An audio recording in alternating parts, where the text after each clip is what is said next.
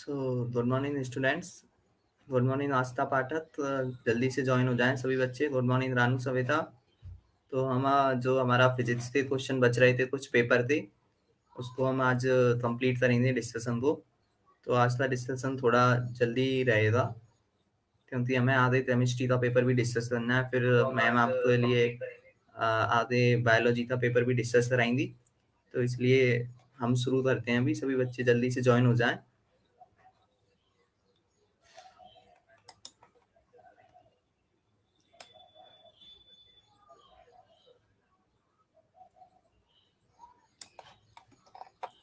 तो हमने पिछली क्लास में 27 नंबर क्वेश्चन तक कर लिए थे। अब हम 28 से स्टार्ट करते हैं, आज इसको कंप्लीट करते हैं। तो 28 नंबर क्वेश्चन को अगर हम देखें तो ये क्वेश्चन जो है वही है, ये अपना रोटेशन मोशन के ऊपर क्वेश्चन है। इसमें अगर हम देखें तो क्या बोला है अपने पास, एक हमारे पास यूनिफॉर्म रॉड है जिसकी लेंथ एल है और मास एम है। यूनिफॉर्म मतलब उसमें मास डिस्ट्रीब्यूशन क्या है, सेम है, ठीक है। और मास m, लेंथ l है, सस्पेंडेड। अब यह क्या है कि हमने एक सपोर्ट के सहारे से इसको सस्पेंडेड किया है ना, लटकी हुई है ये दो स्ट्रिंग के माध्यम से, एंड से जुड़ी हुई है। when one of the string is cut, the rod starts falling with an the rod starts falling with an initial angular acceleration. अब इसमें क्या किया है कि हमने दोनों में से एक स्ट्रिंग को कट कर दिया, तो उसके बाद क्या होगा, अभी तो दोनों स्ट्रिंग जुड़ी हुई हैं तो यह सपोर्ट रहेगा दोनों के लिए, ये स्थिर रहेगी, मतलब स्टेबल रहेगी रॉड जो है। अब एक स्ट्रिंग को काट देंगे तो यह दूसरी के सापेक्ष में, मतलब दूसरी के रेस्पेक्ट में क्या करने लग जाएगी, रोटेशन मोशन करने लग जाएगी। इसके पास में टॉर्क आ जाएगा, एंगुलर एक्सेलरेशन आ जाएगा। तो जो टॉर्क आएगा, अब ये रोटेशन मोशन करेगी, रोटेट होगी, तो फिर उसमें एंगुलर एक्सेलरेशन क्या होगा, ये चीज पूछी है इसमें। तो हमें क्या करना पड़ेगा, यहाँ पे टॉर्क फाइंड करना है हमें। कैसे करेंगे इसको देख लेते हैं जल्दी से।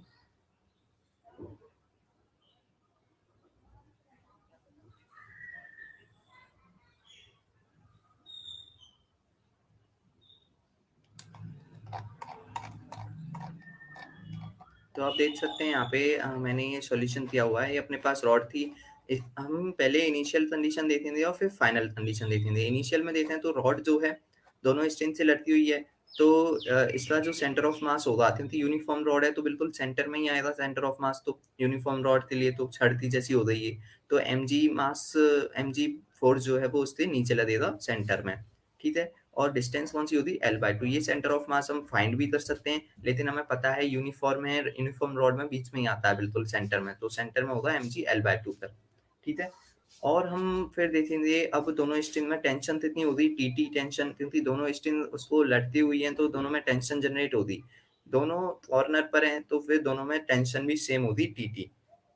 तो ऊपर थी और दोनों जो टोटल फोर्स है 2t है, नीचे mg है। अब हमने क्या किया है, दूसरी कंडीशन में थी हमने स्ट्रिंग को काट दिया, तो वन एंड पर जो स्ट्रिंग है वो रोटेट करने लग जाएगी, रोटेट करेगी, है ना। mg फोर्स नीचे लग रहा है, टेंशन ऊपर लगी थी 1, दूसरी टेंशन फ्री हो गई है।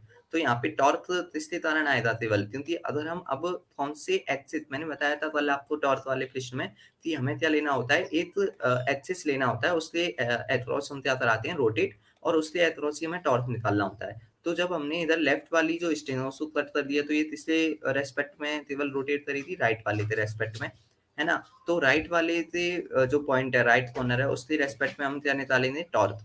तो जो टॉर्क आएगा उसमें जो है इस वाली स्ट्रिंग का, राइट वाली स्ट्रिंग का जो फोर्स था, मतलब टेंशन थी टी, उसके कारण जो टॉर्क है वो जीरो हो जाएगा, है ना। उसके अक्रॉस तो टॉर्क क्या हो जाएगा, जीरो। तो केवल किसकी वजह से टॉर्क आएगा, mg फोर्स के कारण आएगा तो टॉर्क, ठीक है। तो टॉर्क कितना होगा, हमें पता है फोर्स mg है, डिस्टेंस कितनी हो गई, L/2, परपेंडिकुलर डिस्टेंस L/2 हो गई, तो फोर्स इंटू में r होता है, तो कितना हो जाएगा torque, mg into L/2, mg L/2 हो जाएगा, ठीक है। टॉर्क की वैल्यू, टॉर्क का एक और फॉर्मूला क्या होता है, आई अल्फा, ये हमें पता है ना। टॉर्क के सारे फॉर्मूले आपको याद होने चाहिए। टॉर्क का फॉर्मूला एक तो होता है आपका सिंपल r क्रॉस f, या डिस्टेंस जो परपेंडिकुलर डिस्टेंस इनटू में फोर्स हो जाता है। दूसरा फॉर्मूला जो होता है वो क्या होता है, आई अल्फा, है ना, मोमेंट ऑफ इनर्शिया इनटू में एंगुलर एक्सीलरेशन से निकालते हैं। और तीसरा फॉर्मूला एक होता है आपका dl/dt, है ना, एंगुलर मोमेंटम में चेंज जो होता है, चेंज की रेट, उसे हम टॉर्क फाइंड करते हैं उससे भी। तो यहाँ पे देख सकते हैं टाउ को हमने आई अल्फा रख दिया, आई निकाल लेंगे, यहाँ पे मोमेंट ऑफ इनर्शिया निकालना है। अब हम अब मोमेंट ऑफ इनर्शिया भी केवल उसी एक्सिस से अक्रॉस आएगा जिससे अक्रॉस ये क्या कर रही है, रोटेट कर रही है ये कॉर्नर वाले एक्सिस से परपेंडिकुलर टू कॉर्नर। तो उसके लिए हमने जैसे कल भी बताया था मैंने आपको कि छड़ के लिए जो मोमेंट ऑफ इनर्शिया होता है वो सेंटर से होता है ml² 12 और कॉर्नर से होता है ml²3। तो कॉर्नर वाले एक्सिस से निकालना है तो कितना हो जाएगा ml²3, लेंथ l है, मास m है, तो ml²3 हो गया। इनटू में अल्फा कर दिया और जो टॉर्क की वैल्यू कितनी थी mgl/2 वो यहाँ पे पुट कर दी। m से m क्रॉस हो जाएगा, l से l गया एक, तो क्या अल्फा निकालना है तो अल्फा इज इक्वल टू क्या आया 3 उधर जाएगा 3g/12। समझ में आया होगा ये 3g/12 कैसे आया। हमने क्या किया है, सबसे पहले हमने एक रफ डायग्राम बनाया जिसमें mg फोर्स नीचे लग रहा था और दोनों में टेंशन ऊपर थी। फिर हमने स्ट्रिंग को कट कर दिया, तो जिस स्ट्रिंग को कट किया उससे अक्रॉस तो टेंशन 0 हो गई अब, और दूसरी स्ट्रिंग पे टेंशन बढ़ जाएगी। ठीक है, अब mg फोर्स के कारण यहाँ पे जो है ये जो रॉड है वो क्या करने लग जाएगी, रोटेट करने लग जाएगी। ठीक है, तो रोटेशन आएगा यहाँ पे। तो यहाँ पे हम देख सकते हैं ये अब m जो टॉर्क है वो कितना आई अल्फा, तो उस आई अल्फा के अक्रॉस तो टॉर्क की वैल्यू हमने यहाँ से निकाल ली mgl/2 और टॉर्क की वैल्यू कितनी आई अल्फा, तो I alpha is equal to mgl/2 हो जाएगा। आई की वैल्यू कितनी होगी कॉर्नर से ml²3, तो उससे हमारे पास में 3g/12 आंसर आ जाएगा। किसी को भी डाउट हो तो पूछ सकते हैं। Good morning Aradhana, good morning Anand, good morning Vikas, good morning Anita, good morning Sagar Mishra, Anurag Gautam, Divyansh Verma, good morning to all of you. सभी बच्चे ज्वाइन हो जाएं जल्दी से। अभी हमने पहला ही क्वेश्चन किया है, ये समझ में आ गया होगा, आपकी स्क्रीन पे ही है। अब हम अगले क्वेश्चन पे बढ़ते हैं। कोई भी डाउट हो तो पूछ सकते हैं इसमें।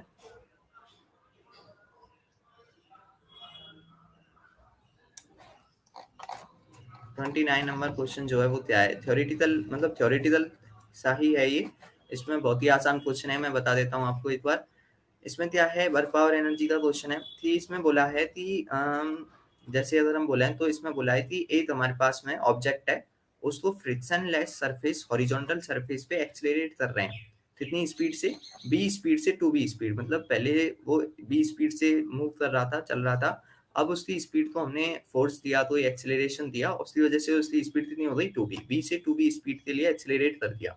ठीक है, तो उसके लिए कितना वर्क होगा ये चीज है। अब यहाँ पे हमसे डायरेक्ट नहीं पूछा कि कितना वर्क होगा, हमसे ये ऑप्शन दिए हैं कुछ। अब इन ऑप्शन में क्या दिया है कि इक्वल, जैसे फर्स्ट ऑप्शन में पढ़ता हूँ, equal to the work required to accelerate the object from v equal to 0 to b, यानी v इक्वल टू 0 से v तक एक्सेलरेट करने में जो वर्क होगा उससे बराबर होगा या नहीं होगा। दूसरे ऑप्शन में twice the work required to accelerate the object from v equal to 0 to b, v equal to 0 से b तक एक्सेलरेट करने में जो वर्क करना पड़ेगा उसका डबल है। फिर थर्ड ऑप्शन में उसका 3 है या फिर 4 टाइम्स है। ये चीज है पूछी है इसमें कि हमें मतलब दो वर्क निकालने हैं यहाँ पे। एक तो वर्क निकालना है कि v से टू v स्पीड जब चेंज कर रहे हैं तो उसमें कितना वर्क करना पड़ेगा, और v इक्वल टू 0 से v स्पीड तक जब चेंज थी तो कितना वर्क करना पड़ेगा। हमें वैल्यू फाइंड करेंगे, पता चल जाएगा कि डबल है या वो है। अब यहाँ पे हमें वर्क निकालना है, वेलोसिटी दी है, तो जैसे हमने कल भी क्वेश्चन में बताया था एक में कि work done by all forces क्या होता है, change in kinetic energy, W is equal to delta K होता है। तो वो यहाँ पे लगाना है half M v2² minus v1², दोनों के लिए फाइंड करेंगे वैल्यू, पता चल जाएगा कि कौन सा चीज सही है इसमें।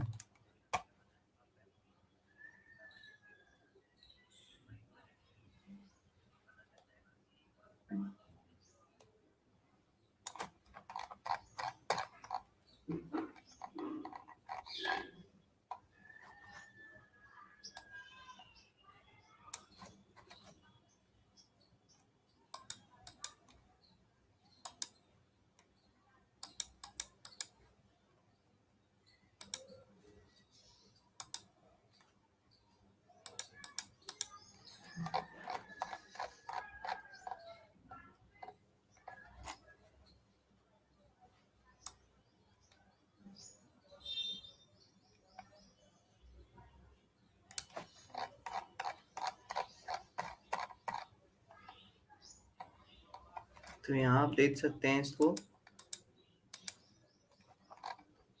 ये थोड़ा फोटो अच्छा नहीं है लेकिन मैं आपको बता देता हूँ, इसमें मैं आपको पढ़ के पूरा बता देता हूँ।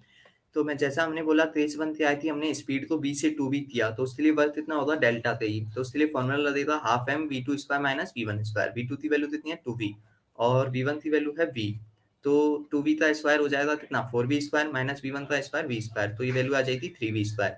तो आंसर आएगा हाफ m इंटू में 3v square 3mv square by 2। यहाँ से हमारे पास में वर्क डन बाय फेज 1 में वर्क डन कितना आया 3mv स्क्वायर बाय 2। अब हम देखेंगे फेज 2 में। फेज 2 में हम स्पीड कहाँ से कहाँ चेंज कर रहे हैं, ऑप्शन जो दिए हैं उसके हिसाब से 0 से v तक, तो v1 हो गया 0 और v2 हो गया कितना v। हाँ, वर्क डन सेकंड कौन सा आया था half M v2 square minus v1 square, v2 की वैल्यू v रख दी, v1 की वैल्यू 0, तो ये हो जाएगा हाफ एम v स्क्वायर या mv स्क्वायर बाय 2।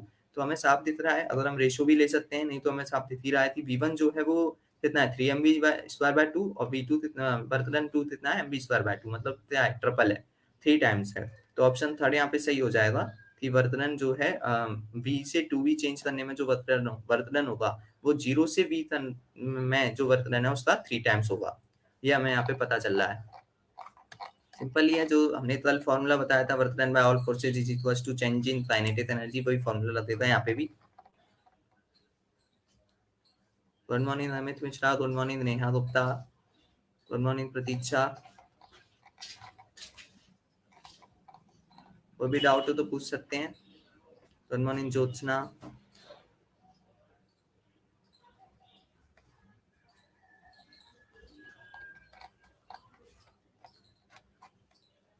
तो अब हम अगले क्वेश्चन पे बढ़ सकते हैं यहाँ से।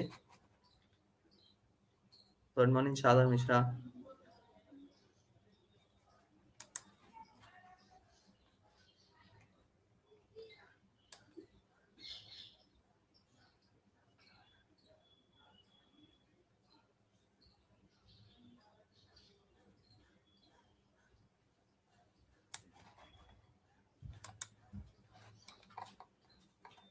तो अब हम देखते हैं 30 नंबर जो क्वेश्चन है वो क्या है अपने पास।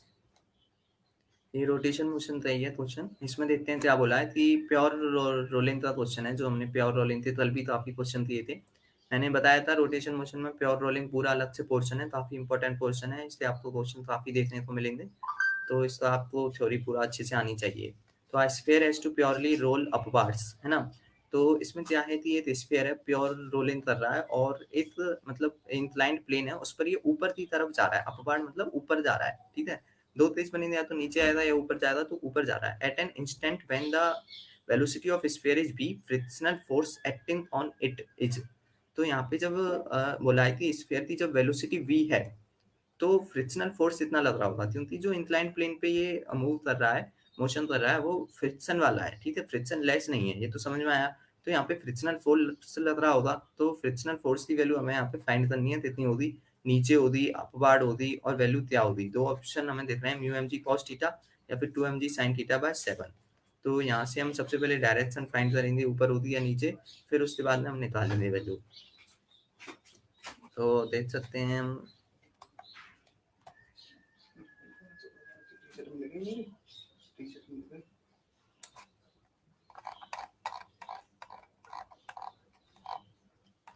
तो यहाँ पे आप देख सकते हैं ये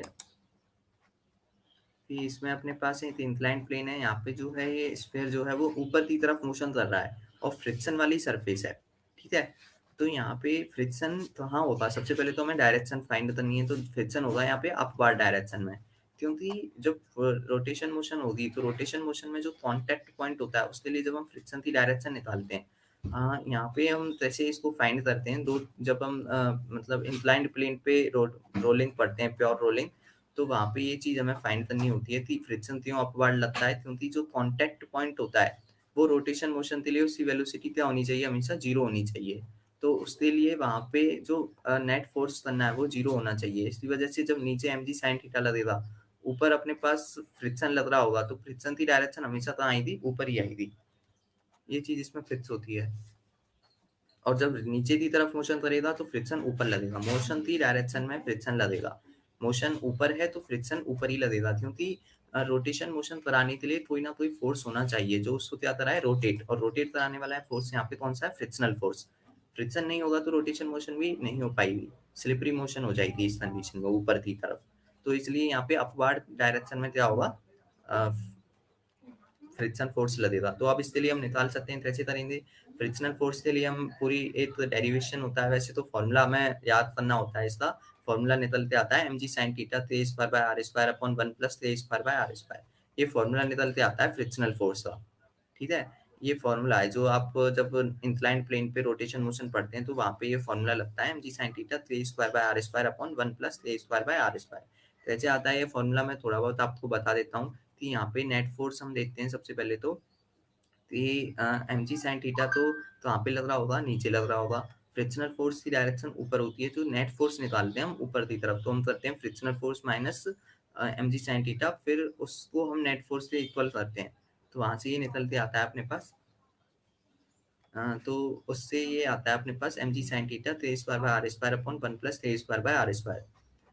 तो यहाँ पे हम एम जी साइन थीटा थे square by R square solid sphere बोला है। सॉलिड स्फीयर के लिए हमें पता है कि हमें तो क्या याद करना है कि सेंटर से कितना होता है मोमेंट ऑफ इनर्शिया, तो सेंटर से होता है 2/5 एम आर स्क्वायर।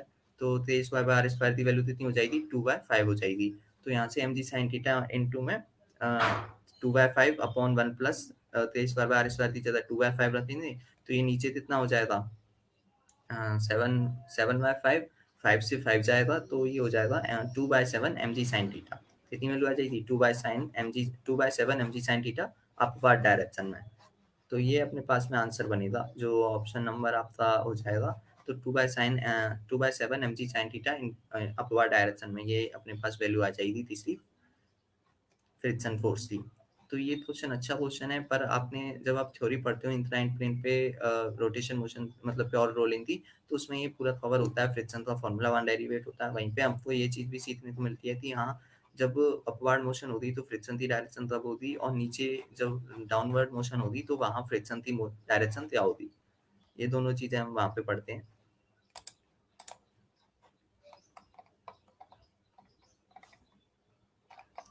कोई भी डाउट हो तो पूछ सकते हैं।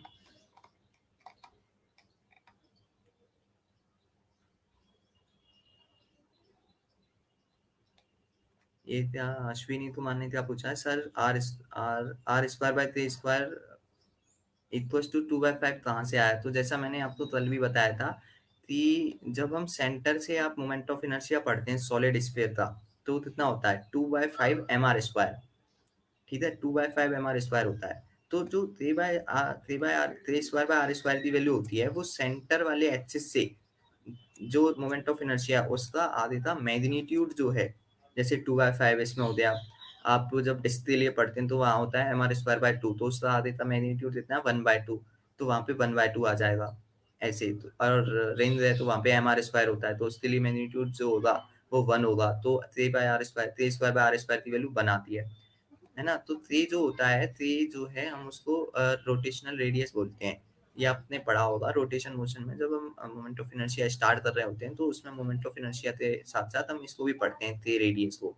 तो इसकी जो वैल्यू होती है वो क्या होती है अपने पास में? Under root M by I ऐसे करते हैं इसमें हम, आपको याद होगा under root I by M होता है, under root I by M होता है। तो उसमें जैसे आपको पता होगा कि जब जैसे हम बोल सकते हैं सॉलिड स्फीयर के लिए 2/5 एम आर स्क्वायर है, तो थ्री की वैल्यू क्या होती है? Under root 2/5 M R square divide by mass, M से एम जाता है तो रूट 2/5 इंटू में आर, ये वैल्यू आती है ना। और जब उसको स्क्वायर करेंगे तो क्या हो जाएगा? 2/5 आर स्क्वायर। तो जब डिवाइड करेंगे तो आर स्क्वायर से आर स्क्वायर कट जाएगा, वैल्यू आएगी 2/5। तो ऐसे निकालते हैं इसको, हमें डायरेक्ट वैल्यू याद रखनी होती है, बार बार में हम निकालते नहीं है, बस हमें आधे का मैग्नीट्यूड पर करना है। तो अब मुझे लगता है कि समझ में आ गया होगा अश्विनी कुमार जिसने पूछा था ये आर स्क्वायर बाय थे स्क्वायर वाली चीज। तो अब हम आगे बढ़ सकते हैं क्वेश्चन नंबर 31 पर।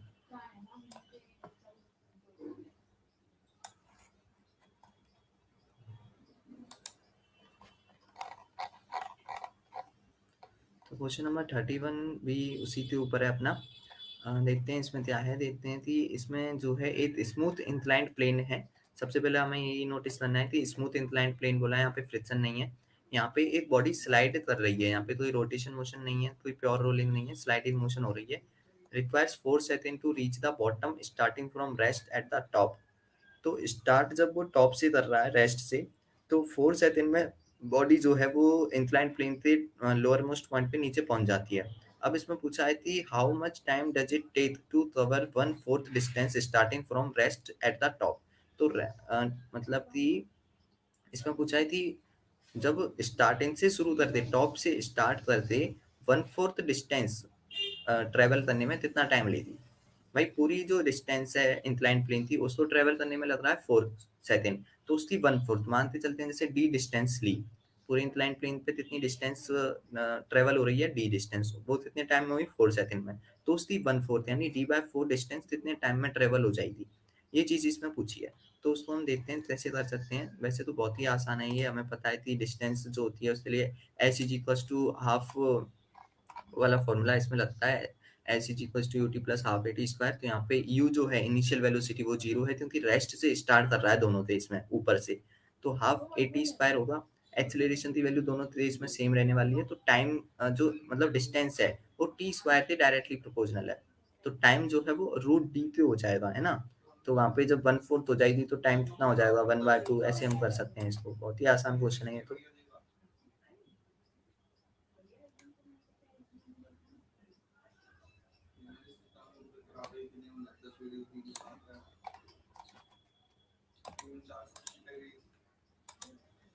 तो देख सकते हैं S is equal to U T plus half A T square है, तो यहाँ पे जो है इनिशियल वेलोसिटी 0 हो गई, तो half A T square, acceleration दोनों में सेम है, तो एस जो है वो डायरेक्टली प्रोपोर्शनल है टी स्क्वायर के, टाइम जो है वो रूट एस से डायरेक्टली प्रोपोर्शनल हो जाएगा।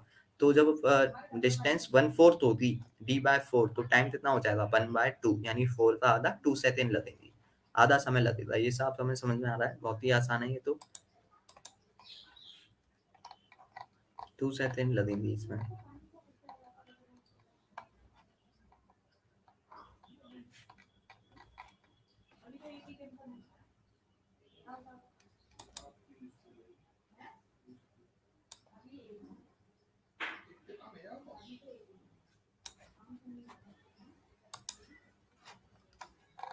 32 क्वेश्चन देखते हैं अब हम। तो देख सकते हैं यहाँ पे एक गन है, ये आपके जो है एनएलएम क्वेश्चन, एनएलएम का है, इसमें मोमेंट ऑफ जो आपका मोमेंटम कंजर्वेशन लॉ वो इसमें लगेगा। देखते हैं कैसे, ये क्वेश्चन आपको काफी देखने को मिलते हैं गन वाले। तो इसमें क्या है, अपने पास ये गन है, बुलेट को फायर करती है, gun fires a bullet of mass 50 gram with a velocity of 30 metre पर सेकेंड।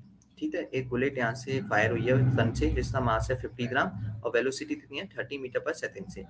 बिकॉज ऑफ, अब क्या होगा, जैसे हम पढ़ते हैं एनएलएम में थी, हाँ वहाँ पे एक्शन रिएक्शन लगता है, और जितना फोर्स अब गोली पे लगता है उतना ही पीछे की तरफ बंदूक भी पीछे जाती है ना, जो गन है वो भी पीछे की तरफ मूव करती है, फोर्स लगता है हमें। जैसे अगर हम अपने कंधे पर रख के चलाते हैं तो उसमें पीछे की तरफ फोर्स लगता है, हमें पता है ये चीज। तो उसकी वजह से उसमें भी कुछ ना कुछ वेलोसिटी आई थी। तो because of this the gun is pushed back with the velocity of 1 metre पर सेकेंड। तो जो गन की वेलोसिटी है जिसकी वजह से वो पीछे की तरफ मूव हुई, वो कितनी है 1 मीटर पर सेकेंड से। तो अब इसमें गन का मास पूछा है, तो इसमें साफ हमें यही करना है कि यहाँ पे क्या होगा, मोमेंटम कंजर्वेशन होगा। ठीक है, मोमेंटम कंजर्वेशन लॉ है, ये तो साफ समझ में ही आ रहा है ना। तो यहाँ पे m1v1 इक्वल्स टू क्या कर देंगे, क्योंकि मोमेंटम जो होता है p वो क्या होता है अपने पास m इंटू वी, तो m1v1 इक्वल्स टू m2v2 कर देंगे।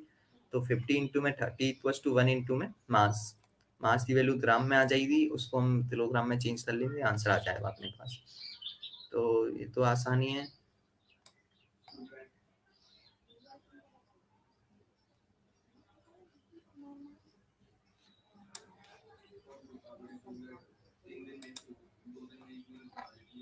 तो देख सकते हैं यहाँ पे मैंने रफ डायग्राम बनाया है, ये तो बंदूक है, इससे गोली निकल रही है जिसका मास 50 ग्राम है, वेलोसिटी कितनी 30 मीटर पर सेकेंड है, और बंदूक जो है वो पीछे जा रही है कितनी वेलोसिटी से 1 मीटर पर सेकेंड से। तो यहाँ से हम देख सकते हैं संवेद, हमने मोमेंटम कंजर्वेट कर दिया, तो पी इनिशियल पी फाइनल के इक्वल हो जाएगा। पी इनिशियल कितना है, टोटल जो है संवेद इनिशियल तो 0 ही है क्योंकि बंदूक से अभी गोली निकली नहीं, फिर पी फाइनल जब होगा, जब बंदूक से गोली निकलेगी, तो गोली का जो संवेद होगा वो कितना होगा, एम वी 15 × 10 ठीक है। और अब यहाँ पे डायरेक्शन याद रखनी है क्योंकि संवेद जो है हमें पता है मोमेंटम में एक वेक्टर क्वांटिटी और वेक्टर क्वांटिटी होने की वजह से यहाँ पे डायरेक्शन कंसीडर होगी। जो गोली है वो प्लस एक्स एक्सिस में जा रही है, तो उसकी जो प्लस एक्स एक्सिस में जा रही है, तो उसकी जो मतलब डायरेक्शन होगी वो क्या होगी, प्लस आई है।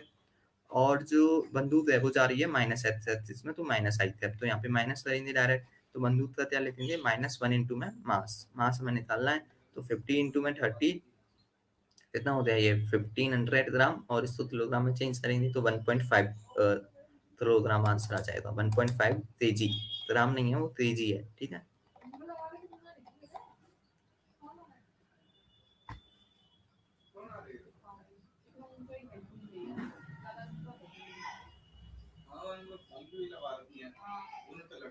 काफी इजी क्वेश्चन है ये तो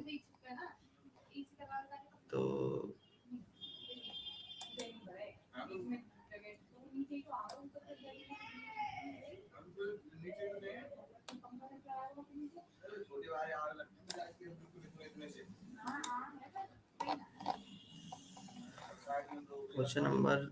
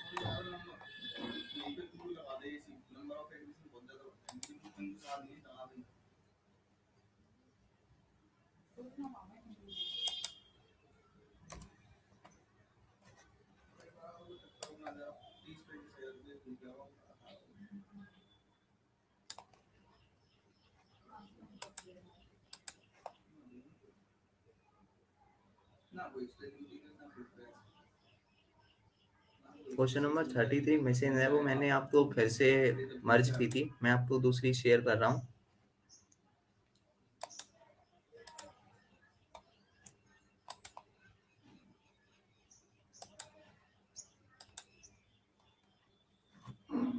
अब आपको क्वेश्चन दिखाई दे रहा होगा, क्वेश्चन नंबर 33।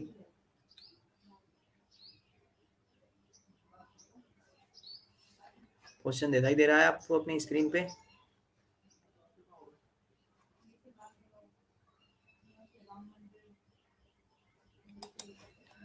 तो हम देख सकते हैं यहाँ पे क्वेश्चन नंबर 33 जो है वो क्या है कि एक एम द्रव्यमान व यहाँ पे हम देख रहे हैं तो एक स्फीयर है जिसका मास m है, रेडियस r है। तो ये यहाँ पे रोटेट हो रहा है रेस्ट से। यहाँ पे जो पूछा है हमसे मतलब एंगुलर मोमेंटम पूछा है, तो ये रोटेशन मोशन का एक अच्छा क्वेश्चन है एंगुलर मोमेंटम वाला, है ना। आपको ये क्वेश्चन देखने को मिलता है काफी, इसमें वैसे सिंपल ही है, इतना भी वो नहीं है। मास m और रेडियस r का है, रोटेट हो रहा है रेस्ट से, और कांस्टेंट टॉर्क टी अप्लाई है इस पर। तो एंगुलर मोमेंटम पूछा है स्फीयर का टी सेकंड के बाद, है ना। स्टार्टिंग से रोटेट करना शुरू कर रहा है टॉर्क टी से, और फिर टी सेकंड बाद उसका एंगुलर मोमेंटम कितना हो जाएगा, ये चीज यहाँ पे पूछी है। ठीक है, समझ में आ रहा है कि एंगुलर मोमेंटम पूछा है टी सेकंड के बाद। तो यहाँ पे अब हम देखते हैं कि इसको कैसे करेंगे।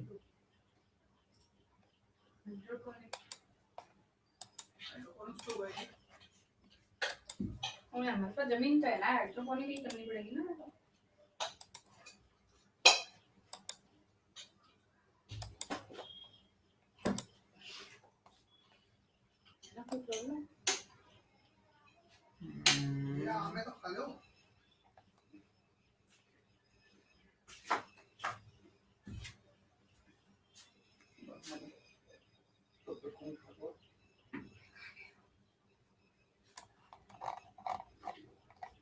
तो ये 33 नंबर क्वेश्चन का आंसर अब आपको दिख रहा होगा। तो यहाँ पे हम देख सकते हैं कि अब दिखाई दे रहा है आपको 33 का आंसर, और मैंने क्वेश्चन आपको बता दिया कि यहाँ पे क्या है क्वेश्चन में ये एक स्फीयर है जो m मास और r रेडियस का है, इसने रोटेट करना स्टार्ट किया है, टॉर्क t है, t सेकंड के बाद में स्फीयर का एंगुलर मोमेंटम पूछा है। तो सबसे पहले हम टॉर्क फाइंड करेंगे। टॉर्क और जो एंगुलर मोमेंटम है उसमें क्या रिलेशन होता है आपको पता है? तो torque is equal to delta L by delta T या फिर D L by D T होता है ना। एंगुलर मोमेंटम में जो चेंज दी रेट है टाइम के साथ में वो होता है। तो यहाँ से हम बोल सकते हैं तो एल जो है, अब यहाँ से हमें क्या चाहिए? Angular momentum. एंगुलर मोमेंटम कितना होगा? टॉर्क इनटू में डेल्टा टी। टॉर्क यहाँ पे टॉर्क दिया है, टाइम कितना है टी, तो यहाँ पे जो है एंगुलर मोमेंटम कितना आ जाएगा? कैपिटल टी इंटू में स्मॉल टी। डायरेक्टली आंसर आ रहा है ये, तो इसमें कुछ है ही नहीं ज़्यादा। कैपिटल टी स्मॉल टी आ जाएगा यहाँ पे। Torque is equal to delta L by delta T, तो इसलिए यहाँ से निकल के आ जाएगा L is equal to torque T, T into में टी, कैपिटल टी इंटू में स्मॉल टी। तो सबको समझ में आई दिया होगा, ये तो सबका सही होगा लगभग। तो अब हम 34 नंबर क्वेश्चन देखते हैं। मैं आपको क्वेश्चन रीड करके सुना दूंगा, पर आपको क्वेश्चन दिखेगा नहीं स्क्रीन पे, आपको केवल आंसर ही दिखेगा। अभी आपके पास क्वेश्चन पेपर हो तो आप उसमें खोल सकते हैं आंसर को। तो 34 नंबर जो क्वेश्चन है वो क्या है अपने पास, मैं आपको सुना देता हूँ पढ़ के। कि यहाँ पे particle moves with a velocity v vector दिया है यहाँ पे 5 i तक -3 j तक +6 t तक मीटर पर second under the influence of a constant force. Force given है f वेक्टर 10 i तक +10 j तक +20 t तक न्यूटन। अब इसमें पूछा है क्या? Instantaneous power applied to the particle. Instantaneous power पूछी है। अब हमें पता है पावर दो टाइप की होती है, एक होता है एवरेज पावर, एक होता है इंस्टेंटेनियस पावर। एवरेज पावर जो होती है वो होती है वर्क डिवाइड बाय टाइम। ठीक है, वर्क जो गिवन टाइम में जो वर्क हुआ वो क्या होता है अपने पास, एवरेज पावर आती है उस फॉर्मूले से। और इंस्टेंटेनियस पावर जो होती है, पावर इंस्टेंटेनियस, वो क्या होती है अपने पास में? फोर्स इनटू में वेलोसिटी, एफ डॉट वी से आती है। तो यहाँ पे एफ गिवन है, वी गिवन है, तो एफ डॉट वी से अपने पास आंसर आएगा। डॉट प्रोडक्ट करना है, हमने कल क्रॉस प्रोडक्ट वाला क्वेश्चन किया था, आज हम डॉट प्रोडक्ट वाला भी कर लेते हैं, जिससे जिसको इनमें प्रॉब्लम आती हो तो वो सॉल्व कर लें। तो वैल्यू हमें याद रखनी है, कौन कौन सी वैल्यू है।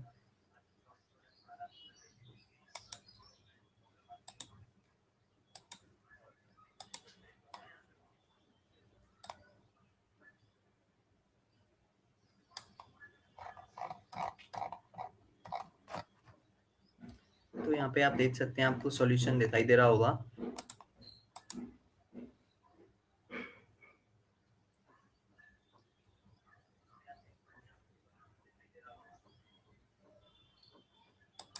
तो देख सकते हैं एफ वेक्टर गिवन है, वी वेक्टर गिवन है, हमें पावर इंस्टेंटेनियस का फॉर्मूला क्या है? F dot V. Dot product करना है, तो डॉट प्रोडक्ट के लिए हमें कभी भी डायरेक्शन, डॉट और वेक्टर का मतलब ही क्या है? डॉट प्रोडक्ट में डायरेक्शन कंसीडर नहीं होती और वेक्टर प्रोडक्ट में डायरेक्शन को कंसीडर किया जाता है।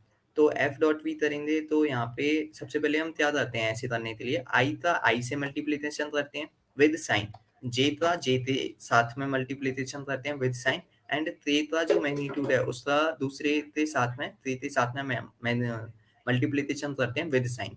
तो यहाँ पे क्या, और डायरेक्शन कभी भी नहीं लेते। तो 10 इंट, अब जब आई का फर्स्ट वाले आई का फोर्स का मैग्नीट्यूड कितना है? 10, वेलोसिटी में है 5, तो 10 इंटू में 5 हो जाएगा, तो 10 इंटू 5 ले दिया। फिर साइन के लिए हमेशा प्लस लगाते चलें और साइन के साथ में लेना है, तो प्लस लिखेंगे। जे का मैग्नीट्यूड 10 और दूसरे का -3, तो 10 इंटू में -3 लिखना है, साइन के साथ में लेना है ये।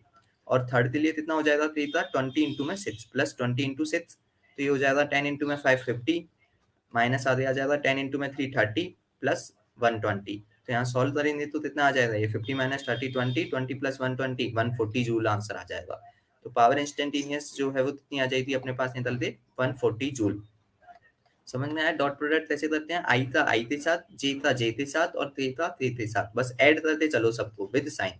साइन के साथ में वैल्यू पुट करनी है और ऐड करते चलना है, डायरेक्शन यहाँ नहीं लेनी है, आई नहीं लेना, जे नहीं लेना, ते नहीं लेना, बस उनके मैग्नीट्यूड जो है आधे उनका मल्टीप्लिकेशन करना है।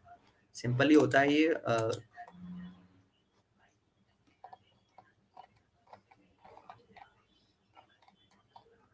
समझ में आ गया होगा मेरे हिसाब से सबको अब। तो अब हम अगले क्वेश्चन पे पढ़ते हैं, उसको भी मैं आपको रीड करके ही बता दूंगा। जो क्वेश्चन अपना 35 है, तो हम बोल सकते हैं यहाँ पे थी टू, जो है क्वेश्चन मैं पढ़ते सुना देता हूँ एक बार आपको। Two small balls A and B each of mass M are attached rigidly, है ना, to the end of a light rod of length D. अब यहाँ पे हमें डायग्राम ड्रॉ करना पड़ेगा। यहाँ पे रॉड दी है, रोटेशन मोशन का क्वेश्चन है, लेकिन यहाँ पे हमें डायग्राम नहीं दिया है।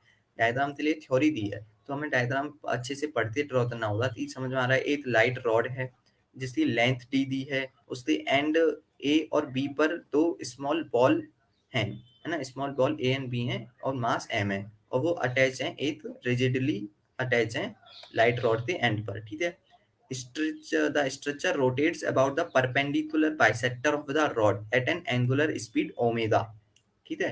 तो यहाँ पे ये स्ट्रक्चर पूरा रोटेट करेगा। अभी हम डायग्राम के थ्रू इसको समझेंगे। स्ट्रक्चर पूरा रोटेट करेगा तो एंगुलर स्पीड ओमेगा के साथ में, तो कौन से एक्सिस से, जो बीच से जा रहा है, परपेंडिकुलर बाइसेक्टर। जैसे हम पढ़ते हैं ना, रॉड में इन दो एक्सिस होते हैं, तो होता है जो सेंटर से परपेंडिकुलर जाता है और एक कॉर्नर से परपेंडिकुलर जाता है। तो सेंटर से जो परपेंडिकुलर वाला एक्सिस है उसके अक्रॉस ये रोटेट करेगा omega. Then the angular momentum of the system about the axis of rotation is. तो यहाँ पे एक्सिस ऑफ रोटेशन के अक्रॉस एंगुलर मोमेंटम पूछा है। यहाँ पे एंगुलर स्पीड थे मैंने ओमेगा, एंगुलर मोमेंटम पूछा है। तो एंगुलर मोमेंटम का फॉर्मूला कौन सा लगेगा, आई ओमेगा। नहीं, एल इक्वल्स टू क्या होता है, आई ओमेगा। अगर याद ना हो तो हम कैसे कर सकते हैं, जो अपने 1D मोशन में जो मतलब मोमेंटम होता है पी, वो क्या होता है, M V, mass into velocity. तो यहाँ पे मास का काम कौन करता है, मोमेंट ऑफ इनर्शिया आई, और वेलोसिटी का जो वर्क करता है वो करता है ओमेगा, एंगुलर स्पीड। तो एंगुलर मोमेंटम कितना आ जाएगा, आई ओमेगा। तो आई ओमेगा यहाँ लगाएंगे, ओमेगा ओमेगा हो जाएगा। आई की वैल्यू फाइंड करेंगे। अब कैसे करेंगे, मोमेंट ऑफ इनर्शिया में काफी क्वेश्चन हम सॉल्व भी करते हैं, फिर मैं बता देता हूँ आपको, रिवीजन हो जाएगा आपका।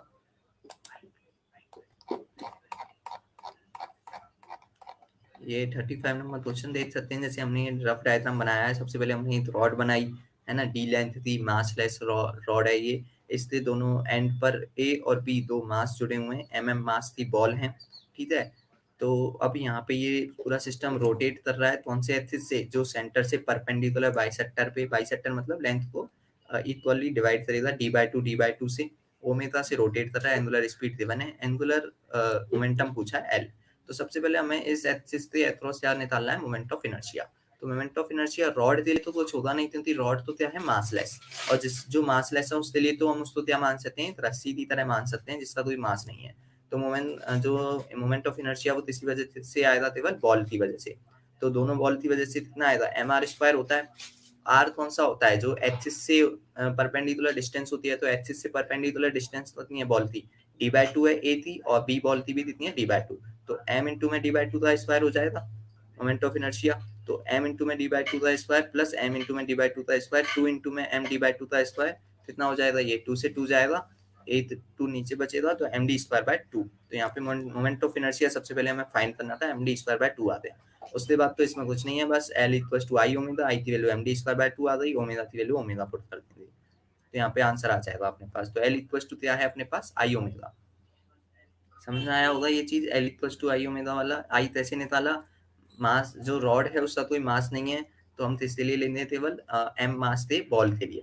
अब यहाँ पे चेंज कैसे कर सकता है वो, कि यहाँ पे जो रॉड है ना, इसको मास एम दे दिया जाए। मानते चलें कि एक एम स्मॉल एम मास की ही रॉड है ना, उसके कॉर्नर पे एम एम मास की दो बॉल जुड़ी हुई हैं। तो मोमेंट ऑफ इनर्शिया कितना होगा सेंटर से, तो उसमें अब बॉल जो रॉड है उसका भी मोमेंट ऑफ इनर्शिया ऐड हो जाएगा, उसकी वैल्यू कितनी होगी। तो रॉड के सेंटर वाले एक्सिस से जब मोमेंट ऑफ इनर्शिया निकालते हैं तो कितना होता है, M L square by 12। Mass M रखेंगे, लेंथ की वैल्यू डी रखी जाएगी, तो M D square by 12 plus M D square by 2, फिर टोटल मोमेंट ऑफ इनर्शिया आएगा, और उसकी वैल्यू पुट करी जाएगी आई की जगह, आई ओमेगा में। तो वो क्वेश्चन बनते हैं, तो ऐसे हमें घुमा सकता है, थोड़ा अच्छा बन जाएगा वो। तो मोमेंट ऑफ इनर्शिया में काफी सारे क्वेश्चन आते हैं अपने ऐसे रॉड वाले, तो इसमें कोई प्रॉब्लम हो तो पूछ सकते हैं।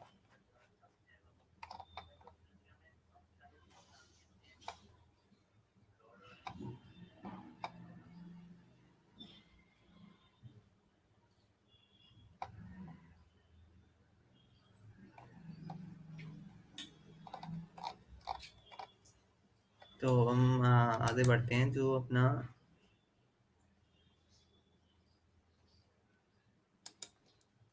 36 नंबर क्वेश्चन है वो कौन सा है वो देखते हैं।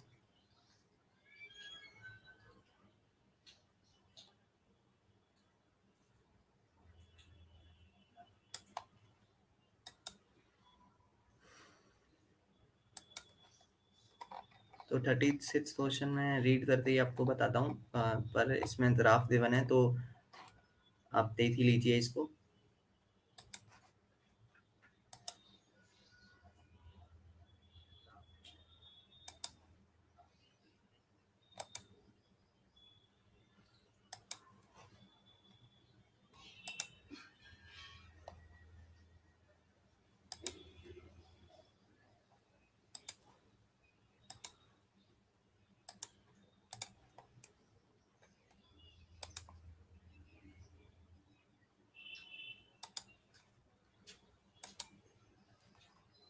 तो अब आपको क्वेश्चन दिखाई दे रहा होगा 36 नंबर क्वेश्चन।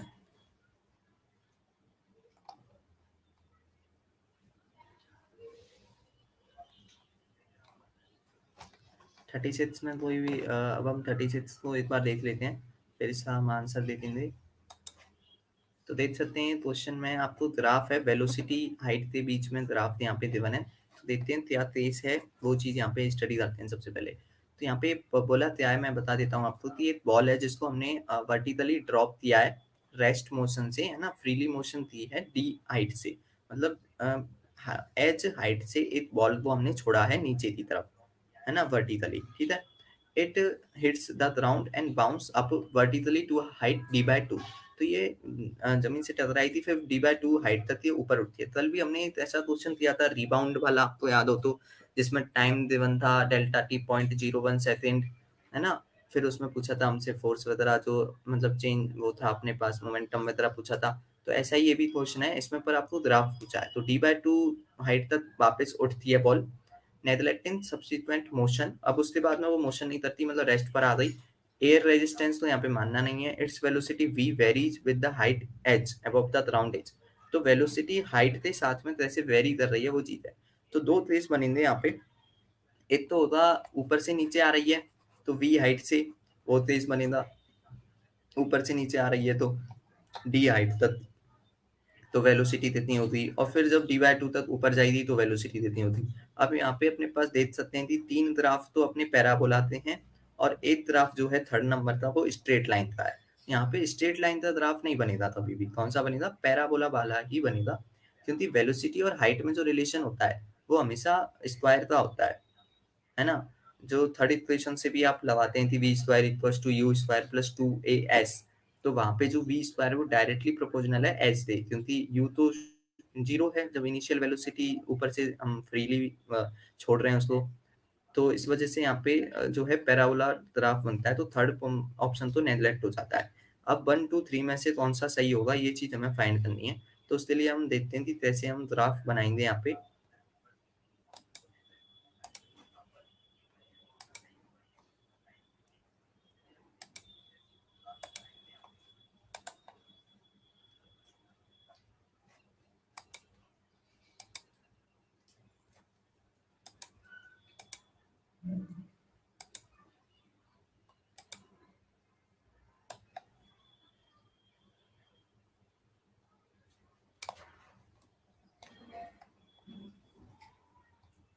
तो आप यहाँ पे देख सकते हैं ये। तो हम सबसे पहले यहाँ पे ग्राफ, सबसे पहले तो डायग्राम बनाते हैं जो मोशन हो रही है। मोशन अंडर ग्रेविटी में डायग्राम बहुत ही इंपॉर्टेंट होते हैं। तो सबसे पहले हम डायग्राम ड्रॉ किया। हमारे पास में एक बॉल है, बॉडी है ना, इनिशियल वेलोसिटी 0, डी हाइट से उसको हमने छोड़ा, फ्रीली मूव किया। तो नीचे जाने पर उसकी वेलोसिटी जब जमीन से टकराई दी या टकराने वाली होगी तो उस समय पर वेलोसिटी कितनी होगी, उसे हमने नाम दिया v1। तो वो होती है √2gh, h कितना है d, तो √2gd। डायरेक्शन कहाँ होगी, नीचे की तरफ, यानी नेगेटिव। नीचे हम नेगेटिव लेंगे और ऊपर पॉजिटिव लेंगे, तो नीचे की तरफ नेगेटिव डायरेक्शन में वेलोसिटी होगी √2gd। अब ये टकराई दी, फिर ऊपर जाएगी, है ना। अब यहाँ पे कोई ऐसा तो है नहीं थी, जो हमने कल क्वेश्चन किया था वहां पे डेल्टा टी गिवन था, तो वहां पे तो वेलोसिटी चेंज हो रही थी टकराने के बाद। यहाँ पे वेलोसिटी में कोई चेंज नहीं आएगा, क्योंकि उसी वेलोसिटी से कोई ऐसी बात हमसे बोली नहीं है। तो कितनी वेलोसिटी से ऊपर जा रही है, √2gd से, पॉजिटिव में। फिर ऊपर जैसे जैसे हाइट बढ़ी थी, वेलोसिटी क्या होती जाएगी, कम होती चली जाएगी, है ना, वेलोसिटी कम होती जाएगी। और d/2 हाइट पर पहुंचने पर वेलोसिटी जो है √2gd से घटकर कितनी हो जाएगी, 0। ठीक है, फिर वो रेस्ट पर आ जाएगी 0 पर। ये इतनी मोशन हमें कंसीडर करनी है, ठीक है। थी सबसे पहले तो डी हाइट तक नीचे गिरी, वेलोसिटी √2gd, फिर √2gd से ऊपर जाना शुरू होगी, लेकिन फिर वेलोसिटी करते करते v इक्वल्स टू, जब हाइट d/2 होती तो वेलोसिटी कितनी हो जाएगी, 0। ये चीज़ है।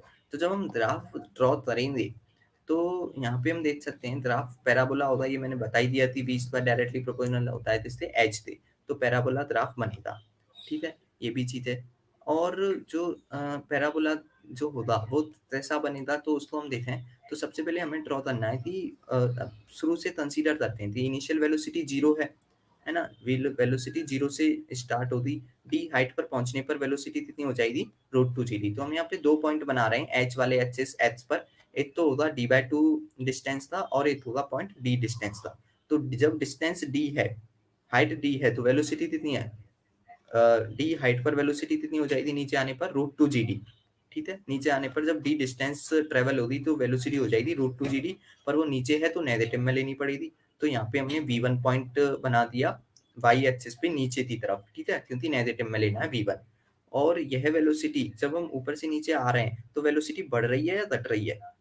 ये चीज़ बताएँ। जब d ऊपर से हाइट क्या है, डिस्टेंस बढ़ती जा रही है, तो वेलोसिटी बढ़ती जाएगी। इनिशियली 0 थी, फिर थोड़ी डिस्टेंस ट्रैवल हुई, फिर बढ़ी, फिर d डिस्टेंस पे आने पर जब ज़मीन से टकराने वाली होगी, तब वेलोसिटी √2gd हो जाएगी। तो यहाँ पे वेलोसिटी बढ़ रही है, नेगेटिव में बढ़ रही है। तो इसलिए हमने ये जो एरो है, वो नीचे की तरफ बनेगा क्योंकि वेलोसिटी बढ़ रही है। ये समझ में आया? फिर अब यहाँ पे वेलोसिटी, अब यहाँ पे जो है दूसरा केस, जब ऊपर की तरफ जाएगी तो वेलोसिटी कितनी है? √2gd ही है, लेकिन ऊपर की तरफ वो क्या हो रही है? इंक्रीज होगी d/2 तक, ठीक है? और d/2 पर जाने पर 0 हो जाएगी। तो d/2 पर 0 हो जाएगी, तो d/2 पर वेलोसिटी के लिए हम क्या बनाएंगे? 0 वाला पॉइंट आ जाएगा, तो एक्स एक्सिस पे ही आएगा, है ना? और v2 जो है उसकी वैल्यू भी कितनी होगी? √2gd। तो ऊपर से स्टार्ट होगा, लेकिन पॉजिटिव डायरेक्शन है, इसलिए हमने ऊपर से स्टार्ट किया है। और यहाँ पे अब ऊपर से नीचे क्या, मतलब जब d/2 डिस्टेंस ट्रेवल कर रही है, तो वेलोसिटी डिक्रीज हो रही है या इंक्रीज हो रही है? डिक्रीज हो रही है। तो यहाँ पे वेलोसिटी क्या होगी? डिक्रीज होती जाएगी, इसलिए एरो ऐसे बनेगा, एक्स एक्सिस की तरफ बनेगा। ये एक्सिस की तरफ आ रहा है उससे दूर, जब उससे एक्सिस से पास आ रहा है, इसका मतलब वहाँ पे जो चीज मतलब क्वांटिटी है वो डिक्रीज हो रही है, तो वेलोसिटी डिक्रीज हो रही है यहाँ पे। और d/2 पर जब पहुंचेगा पॉइंट, तो वेलोसिटी क्या हो गई? 0। ग्राफ से समझ में आ रहा है? तो यहाँ पे हम देख सकते हैं ये वाला ग्राफ हमारे लिए बनेगा। तो यहाँ पे हम ग्राफ डायरेक्ट ड्रॉ कर सकते हैं। कैसे ड्रॉ किया मैं एक और बार बताता हूँ कि डी हाइट सबसे पहले नीचे आई थी, तो 0 से स्टार्ट हुई, है ना? और डी नीचे आ रही है, तो नेगेटिव में होती वेलोसिटी नीचे की तरफ, और डी हाइट से जैसे जैसे हम डिस्टेंस बढ़ी थी, तो वेलोसिटी इंक्रीज होगी, तो नेगेटिव में हमें इंक्रीज करना है 0 से स्टार्ट करके, तो v1 पॉइंट तक मैक्सिमम। फिर स्टार्ट होगी कहाँ से? √2gd से, और ऊपर की तरफ d/2 डिस्टेंस तक जाएगी, तो वेलोसिटी क्या हो जाएगी? 0, यानी डिक्रीज हो रही है पॉजिटिव में। तो v2 से स्टार्ट किया पॉजिटिव से, और डिक्रीज होते होते d/2 पर कितनी हो गई? वेलोसिटी 0। तो इस हिसाब से हमारे पास में ये 2 पार्ट में ग्राफ बनता है। एक ऊपर से नीचे आ रहा है नेगेटिव में, जब वेलोसिटी इंक्रीज हो रही है, और एक नीचे से ऊपर जब वेलोसिटी डिक्रीज हो रही है d/2 तक। तो ये 2 पॉइंट पे अपने पास ग्राफ बनेगा। तो अब मेरे हिसाब से आपको समझ में आ गया होगा, ये अच्छा ग्राफ है, अच्छा क्वेश्चन है ये, पर आपको ये समझ में आना चाहिए, क्योंकि ऐसे टाइप के क्वेश्चन आपको काफी देखने को मिलते हैं ग्राफ वाले। तो इस वजह से हाँ, समझ में आता हो तो अब हम अगले क्वेश्चन की तरफ बढ़ते हैं। 37 नंबर जो क्वेश्चन है वो,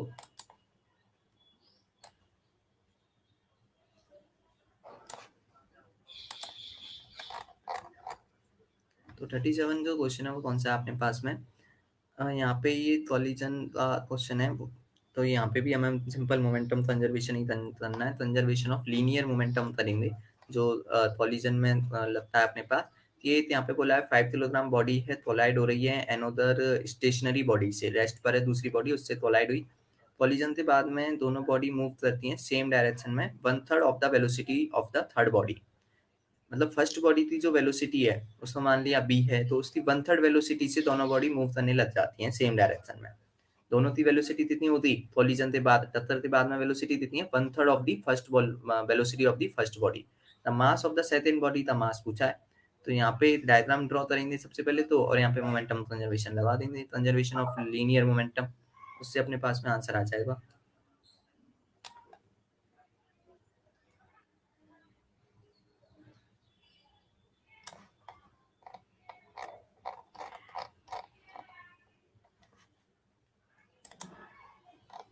तो ये आप देख सकते हैं 37 नंबर क्वेश्चन जो है, यहाँ पे सबसे पहले हमने क्या बोला है, 5 किलोग्राम की बॉडी है, वेलोसिटी कुछ मूव कर रही है, उसको मान लिया यू वेलोसिटी से मूव कर रही है।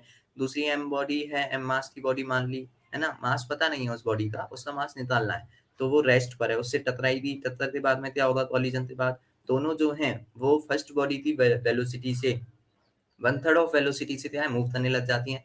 तो 5 किलोग्राम बॉडी की वेलोसिटी कितनी होती है u/3, और m मास की भी कितनी है u/3, 1/3 वेलोसिटी से। अब यहाँ पे लीनियर मोमेंटम तो कंजर्व कर देंगे, तो initial momentum equals to final momentum. Initially केवल मोमेंटम किसका आएगा, 5 किलोग्राम बॉडी का, तो p इनिशियल में क्या लिखेंगे 5 इंटू में u, और उस रेस्ट वाली बॉडी का तो 0 हो जाएगा। बाद में मोमेंटम कितना होगा, सेम डायरेक्शन है तो ऐड ही होगा मोमेंटम, तो 5 into u/3 plus m into में u/3, है ना। तो यहाँ से हो जाएगा ये 5u इक्वल्स टू 5u, मतलब ये 5u/3 mu/3, 5m कितना हो जाएगा, इसको u से u तो कट जाएगा दोनों साइड में कॉमन लेते, तो ये हो जाएगा 5 इक्वल्स टू 5/3 प्लस m/3। यहाँ से 3 कॉमन लेंगे, मल्टीप्लाई करेंगे 5 से, 15 equals to 5 plus m equals to कितना आ जाएगा 10 kg। तो m की वैल्यू कितनी आ जाएगी 10 kg आ जाएगी। कंजर्वेशन ऑफ लीनियर मोमेंटम किया है बस हमने, सिंपल ये है, कोई हमने ज्यादा इसमें कुछ किया नहीं है।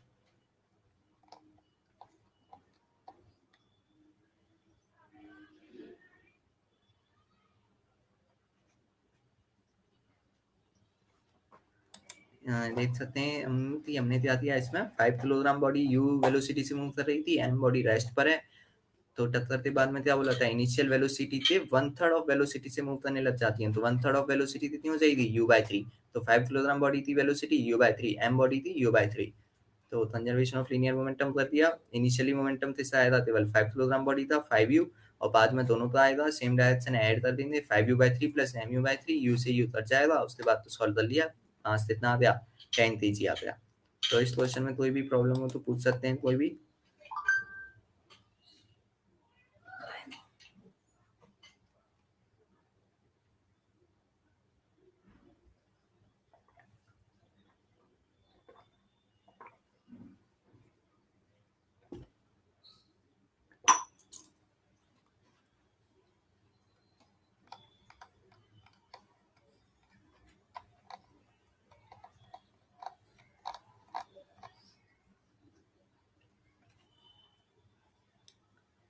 तो अब हम आगे देखते हैं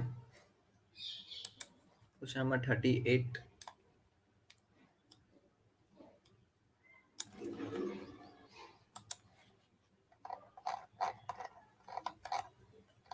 तो ये तो सिंपल ही क्वेश्चन है, इसमें केवल क्या है डायमेंशन पूछी है, यूनिट एंड डायमेंशन चैप्टर से क्वेश्चन है, पोटेंशियल एनर्जी की डायमेंशन। मैंने आपको पिछली क्लास जब हमने बताया था, ये आपको शायद मैंने ये आपको थर्मल फिजिक्स जब हम पढ़ रहे थे तो उसमें आपको बताया था कि पोटेंशियल जो एनर्जी है उसकी डायमेंशन क्या होती है।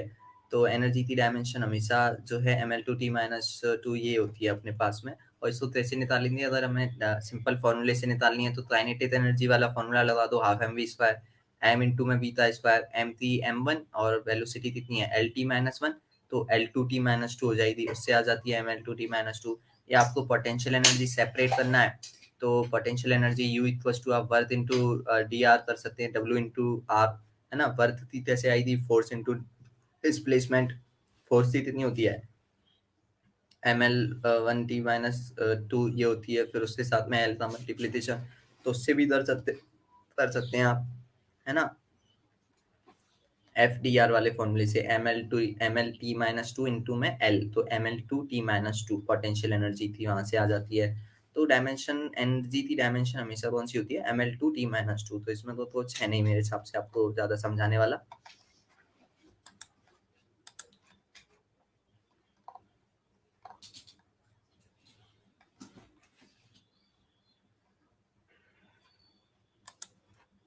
अब हम 39 नंबर क्वेश्चन को देखते हैं। तो 39 नंबर क्वेश्चन क्या आई थी यहाँ पे, देख सकते हैं कि इसमें एक कार है जो मूव कर रही है 30 मीटर पर सेकंड की वेलोसिटी से, है ना। सर्कुलर पाथ पे रेडियस आर, मतलब 500 मीटर 500 मीटर रेडियस का एक सर्कुलर पाथ है, और उस पर एक कार मूव कर रही है 30 मीटर पर सेकंड की वेलोसिटी से, ठीक है। अब स्पीड इंक्रीज हो रही है कितनी रेट से, 2 मीटर पर सेकंड स्क्वायर की रेट से। तो what is the acceleration of the car, car का एक्सेलरेशन पूछा है यहाँ पे। अब देखते हैं हम यहाँ पे कैसे निकालेंगे, क्योंकि एक्सेलरेशन पूछा है और जो है वेलोसिटी इंक्रीज हो रही है। तो कल भी हमने क्वेश्चन किया था सर्कुलर मोशन वाला, वो यूनिफॉर्म मोशन का क्वेश्चन था, याद हो तो आपको। वहां पे टेंजेंशियल एक्सेलरेशन 0 था, एसीपी से हमने टोटल एक्सेलरेशन निकाला था। वहां पे मैंने आपको समझाया था कि वैसे जो टोटल एक्सेलरेशन होता है वो एटी और एसीपी से निकालते हैं। टेंजेंशियल एक्सेलरेशन जो स्पीड को इंक्रीज करता है, और सेंट्रीपिटल एक्सेलरेशन जो डायरेक्शन को चेंज करता है। तो यहाँ पे सर्कुलर मोशन है तो इस मतलब डायरेक्शन तो चेंज होगी, तो सेंट्रीपिटल एक्सेलरेशन तो आएगा ही, पर यहाँ पे स्पीड भी इंक्रीज हो रही है अब 2 मीटर पर सेकंड स्क्वायर की रेट से। तो यहाँ पे मतलब टेंजेंशियल एक्सेलरेशन हमें गिवन है 2 मीटर पर सेकंड स्क्वायर। तो हमें यहाँ पे कौन सा निकालना है, एसीपी निकालना है। सेंट्रीपिटल एक्सेलरेशन थे दो फॉर्मूले बताए थे आपको, बी स्क्वायर बाय आर और ओमेगा स्क्वायर इंटू आर। तो यहाँ पे वेलोसिटी गिवन है 30 मीटर पर सेकंड, रेडियस गिवन है 500, तो वी स्क्वायर बाय आर से आ जाएगी। और फिर जब टोटल एक्सेलरेशन करते हैं तो ए इक्वल्स टू क्या होता है, under root A T square plus A C P square. A भी हमने बताया था कि ए टी की डायरेक्शन ए सी पी की डायरेक्शन होती है, फिर उन दोनों को ऐड किया कैसे किया जाता है ये भी हमने आपको बताया था।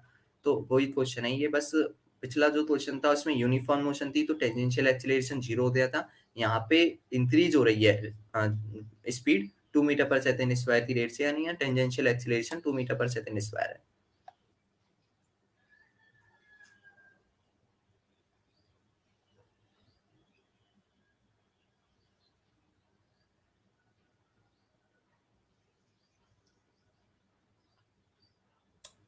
तो जैसे ये पिछला क्वेश्चन था, स्प्रिंग एनर्जी आपको पोटेंशियल एनर्जी की अगर डायमेंशन निकाली है तो इसलिए आप स्प्रिंग एनर्जी का फॉर्मूला भी लगा सकते हैं, हाफ के एच स्क्वायर। यहाँ पे के जो है वो फोर्स कांस्टेंट होता है, स्प्रिंग कांस्टेंट न्यूटन पर मीटर में होता है ये, तो इसलिए न्यूटन पर मीटर से आ जाएगी, इंटू में एच स्क्वायर मतलब मीटर स्क्वायर, तो मीटर से मीटर ज्यादा न्यूटन इंटू मीटर, वही हो गया ये भी है ना। कि फोर्स इंटू में D R F D R वाला फॉर्मूला, तो वही आती है ml/t-2। तो जो अपना क्वेश्चन था सर्कुलर मोशन वाला वो हम यहाँ पे देखते हैं। तो यहाँ पे सबसे पहले हमने डायग्राम दिया थी, जैसा हमने बोला थी 500 मीटर रेडियस थी, सर्कुलर पाथ पे कार मूव कर रही है 30 मीटर पर सेकंड की वेलोसिटी से, और कितनी रेट से उसकी वेलोसिटी इंक्रीज हो रही है, 2 मीटर पर सेकंड स्क्वायर की रेट से वेलोसिटी इंक्रीज हो रही है, यानी यहाँ पे टेंजेंशियल एक्सेलरेशन गिवन है कितना, 2 मीटर पर सेकंड स्क्वायर। सेंट्रीपिटल एक्सेलरेशन हमें फाइंड करना है, सेंट्रीपिटल एक्सेलरेशन हमें फाइंड करना है। तो सेंट्रीपिटल एक्सेलरेशन की वैल्यू जो है दो फॉर्मूले वी स्क्वायर बाय आर या ओमेगा स्क्वायर इंटू आर होता है। वेलोसिटी यहाँ 30 मीटर पर सेकंड गिवन है, तो हम यहाँ पे डायरेक्ट वेलोसिटी लगा सकते हैं। कितनी हो जाएगी, वेलोसिटी कितनी है 30 का स्क्वायर इन बाय रेडियस 500, तो 30 का स्क्वायर हो जाएगा 900 अपॉन 500, कितना आ जाएगा 9/5 1.8 मीटर पर सेकंड स्क्वायर। ये वैल्यू आ जाएगी सेंट्रीपिटल एक्सेलरेशन थी। अब हमें पता है कि दोनों की डायरेक्शन, सेंट्रीपिटल एक्सेलरेशन की डायरेक्शन कौन सी होती है, सेंटर की ओर, सेंट्रीपिटल फोर्स की डायरेक्शन में होती है, जबकि टेंजेंशियल की डायरेक्शन जो होती है वो हमेशा स्पीड की डायरेक्शन में होती है। टेंजेंशियल नाम ही टेंजेंशियल है तो टेंजेंशियल डायरेक्शन होती है उसकी, है ना, स्पर्श रेखीय टेंजेंशियल लाइन में। तो दोनों एक दूसरे के परपेंडिकुलर होंगे, और परपेंडिकुलर वेक्टर का सम क्या होता है, under root A square plus B square, तो under root A T square plus A C P square से आंसर आएगा। तो ए सी पी की वैल्यू कितनी है 1.8, तो 1.8 का square plus tangential acceleration given है 2 मीटर पर सेकंड स्क्वायर, तो 2 का स्क्वायर। अब इसको जब हम सॉल्व करेंगे तो 2 का स्क्वायर हो जाएगा 4, 1.8 का स्क्वायर होगा 3.24, है ना। तो इसको ऐड किया फिर हमने, तो ये हो जाएगा 4 प्लस 3.24 7.24, और 7.24 का जब अंडर रूट होगा तो अब हमें ऐसे अंडर रूट डायरेक्ट तो याद होते नहीं है ना। और तो इसलिए हमें 25 का लेकिन हमें याद रहता है, 25 का 625 होता है 625, तो देख सकते हैं 625 होगा तो 26 का उससे लगभग होगा, तो 26 या 27 में से ये वैल्यू होगी, तो उसको हम मल्टीप्लाई करके देख सकते हैं अगर चाहें तो, है ना। 26 का 26 से मल्टीप्लाई करें, 27 का 27 से, तो हम जब देखते हैं तो 27 वैल्यू आती है यहाँ पे, तो उससे लगभग हम निकाल सकते हैं। इतना टफ कैलकुलेशन है नहीं वैसे, मैथ वाले बच्चों के लिए तो आसान ही होता है, लेकिन बायोलॉजी के बच्चों के लिए इसको करना थोड़ा सा मुश्किल हो जाता है। लेकिन जैसा मैंने बताया वैसे कर सकते हैं कि हाँ 25 का अगर आपको याद है तो 625, 26 और 27 में से होगा उसके बाद ये लगभग, तो उससे तो ये क्वेश्चन समझ में आ गया होगा। कल में से मैंने पूरी थ्योरी ऐसे क्वेश्चन की समझा दी थी कैसे करने हैं। अब आपने ऐसे दो क्वेश्चन कर लिए हैं एक्सेलरेशन वाले, यूनिफॉर्म मोशन का भी कर लिया, यूनिफॉर्म मोशन में स्पीड चेंज नहीं होगी, है ना, वी स्पीड है तो वी से ही मूव करता रहेगा पूरे सर्कुलर पाथ पे, तो वहां टेंजेंशियल एक्सेलरेशन 0 हो जाता है, नेट एक्सेलरेशन एसीपी के इक्वल होता है। जबकि जैसा ये क्वेश्चन है इसमें स्पीड इंक्रीज होगी तो यहाँ पे टेंजेंशियल एक्सेलरेशन होगा, तो total acceleration √ACP square plus AT square से आता है। ठीक है, कोई भी डाउट हो तो पूछ सकते हैं इस क्वेश्चन में।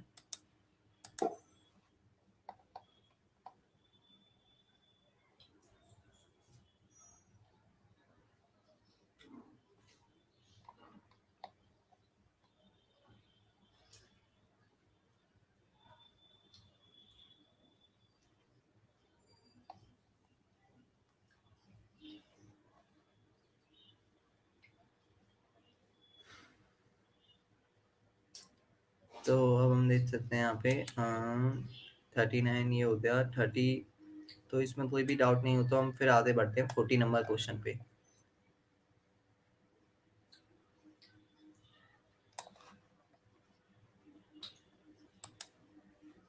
40 नंबर जो क्वेश्चन है इसमें अगर हम देखें तो ये ग्रेविटेशन का क्वेश्चन है। ग्रेविटेशन के क्वेश्चन कल भी हमने बताए थे, तो जैसा मैंने कल आपको बताया था कि हम एक क्वेश्चन करेंगे जिसमें हम टोटल एनर्जी कंजर्वेशन वाला लॉ यहाँ पे अप्लाई करेंगे ग्रेविटेशन में, जो बहुत ही इंपॉर्टेंट लॉ होता है और इससे लगभग बहुत सारे क्वेश्चन इसी लॉ से सॉल्व होते हैं ग्रेविटेशन चैप्टर के अंदर। तो उसी का ये क्वेश्चन है, कैसे हम अप्लाई करेंगे इसको आज हम समझ लेते हैं। जिसको भी इसमें प्रॉब्लम होती है आज क्लियर हो जाएगी। तो हम यहाँ पे एक बॉडी है, मास m है, start falling from a point 2r above the earth surface. ठीक है, तो यहाँ पे क्या है कि अर्थ की सरफेस से अबव 2r हाइट से एक जो मास m की बॉडी है वो गिरना शुरू करती है। ठीक है, तो अब इसकी काइनेटिक एनर्जी पूछी है जब यह पॉइंट r तक गिर चुकी होती है, मतलब 2r से गिरना शुरू किया और r डिस्टेंस जब ट्रेवल हो जाएगी, है ना, तो उस समय पर काइनेटिक एनर्जी पूछी है। काइनेटिक एनर्जी क्या होगी भाई, r डिस्टेंस पे होगी तो उस समय उसकी कुछ ना कुछ वेलोसिटी होगी, तो काइनेटिक एनर्जी भी होगी और पोटेंशियल एनर्जी भी होगी। तो यहाँ पे हमें कौन सी एनर्जी पूछी है, काइनेटिक एनर्जी। अब उसको हम कैसे फाइंड करेंगे वो चीज यहाँ पे देखते हैं। टोटल एनर्जी कंजर्वेशन लगाएंगे, उससे आंसर आ जाएगा अपने पास। तो समझते हैं इसको। 40 नंबर क्वेश्चन, एनर्जी वाले क्वेश्चन आपको आधे क्लियर नहीं आएंगे इस क्वेश्चन के बाद में, कोई भी प्रॉब्लम नहीं आएगी इसके बाद।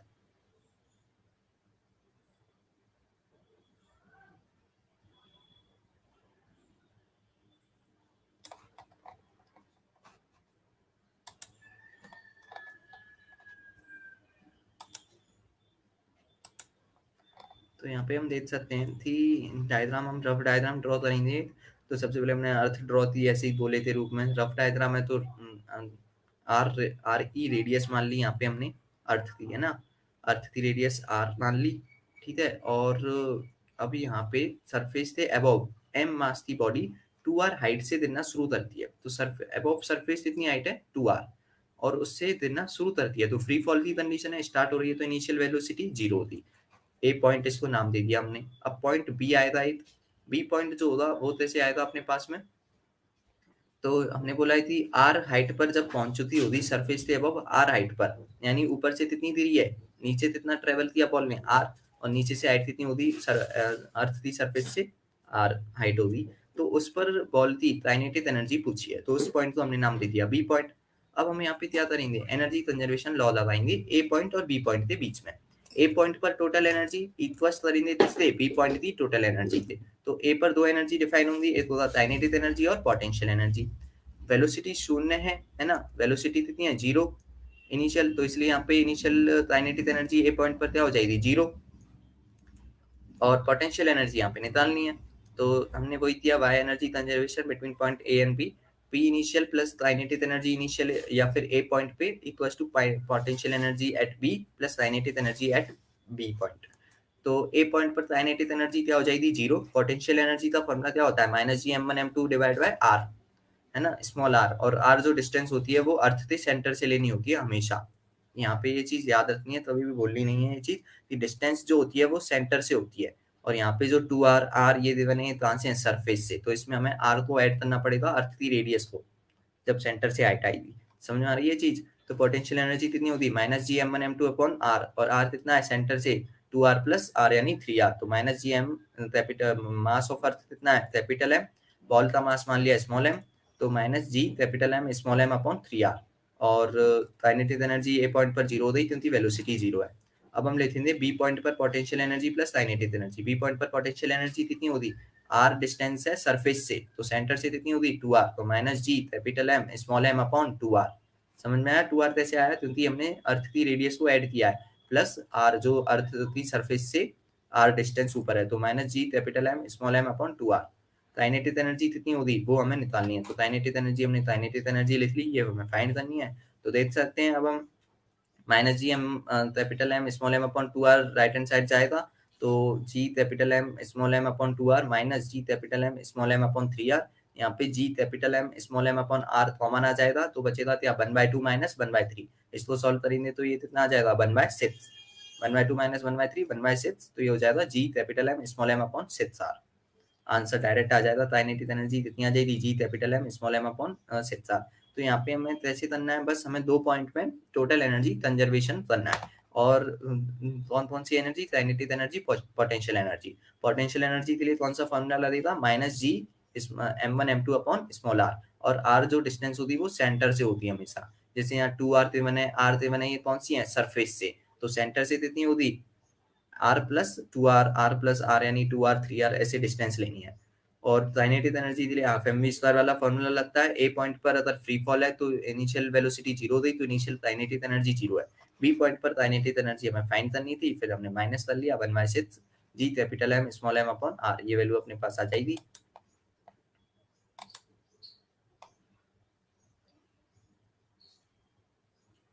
तो कोई भी डाउट हो तो पूछ सकते हैं हम।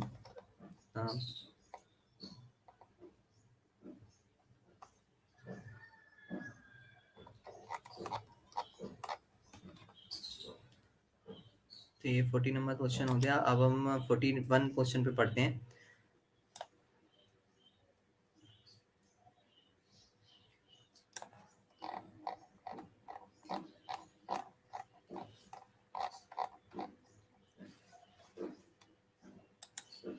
तो देख सकते हैं आप यहाँ पे क्वेश्चन नंबर 41 जो है वो कौन सा है, ये भी आपका सर्कुलर मोशन का ही क्वेश्चन है, जैसा हमने पहला किया था, पर इसमें थोड़ा सा चेंज है।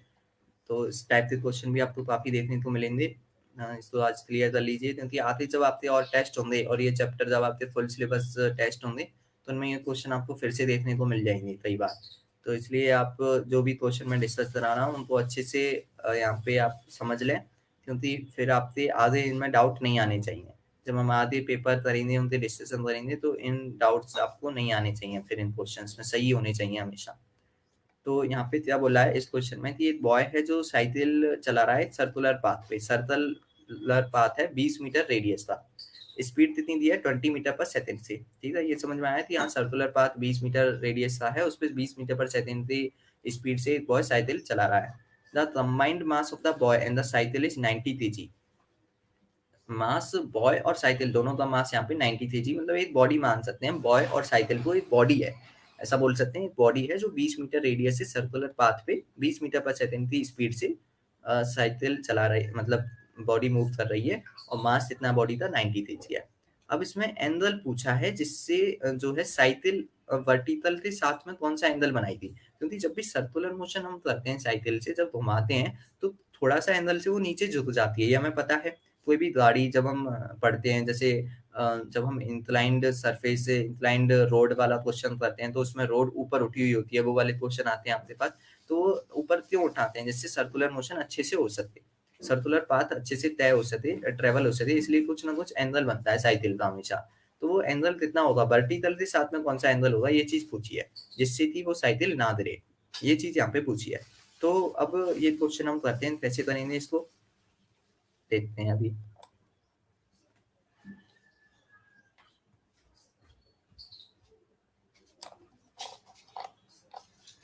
अच्छा क्वेश्चन है ये, पर आपको अगर एक बार आपको अगर तरीका याद हो जाएगा तो आप आसानी से इसको सॉल्व कर सकते हैं।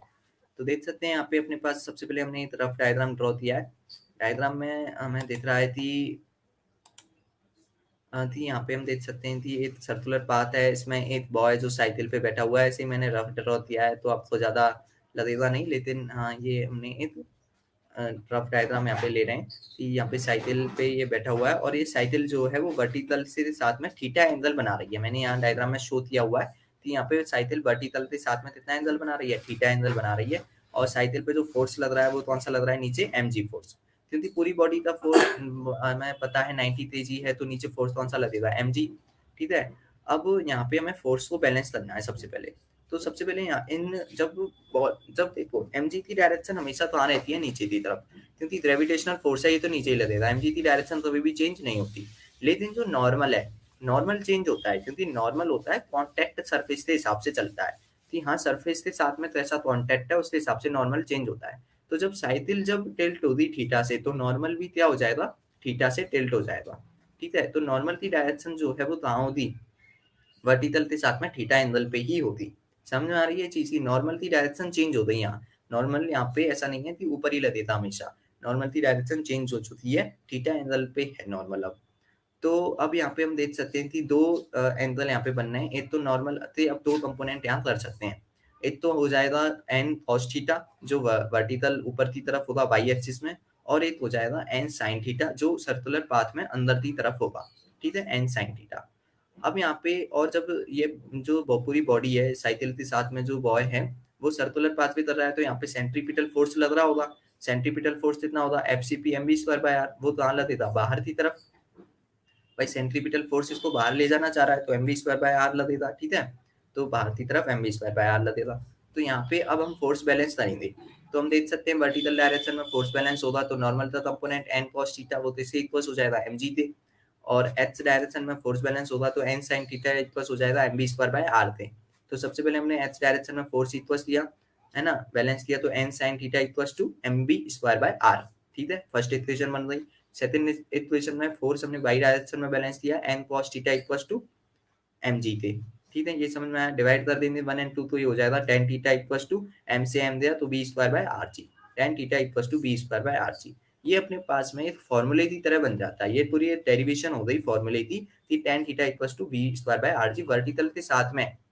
ऐसे क्वेश्चन आपको काफी देखेंगे कि हाँ एक साइकिल है वो मतलब टिल्ट करते इतने एंगल से टिल्ट है, तो वो एंगल पूछता है, या फिर मतलब कार के लिए पूछ सकता है, बाइक के लिए पूछ सकता है, ट्रक के लिए भी पूछता है ना। तो ये क्वेश्चन आपको सर्कुलर मोशन में देखने को मिलता है। तो इसका फिक्स फॉर्मूला होता है टेन थीटा आता है कितना, वी स्क्वायर बाय आर जी।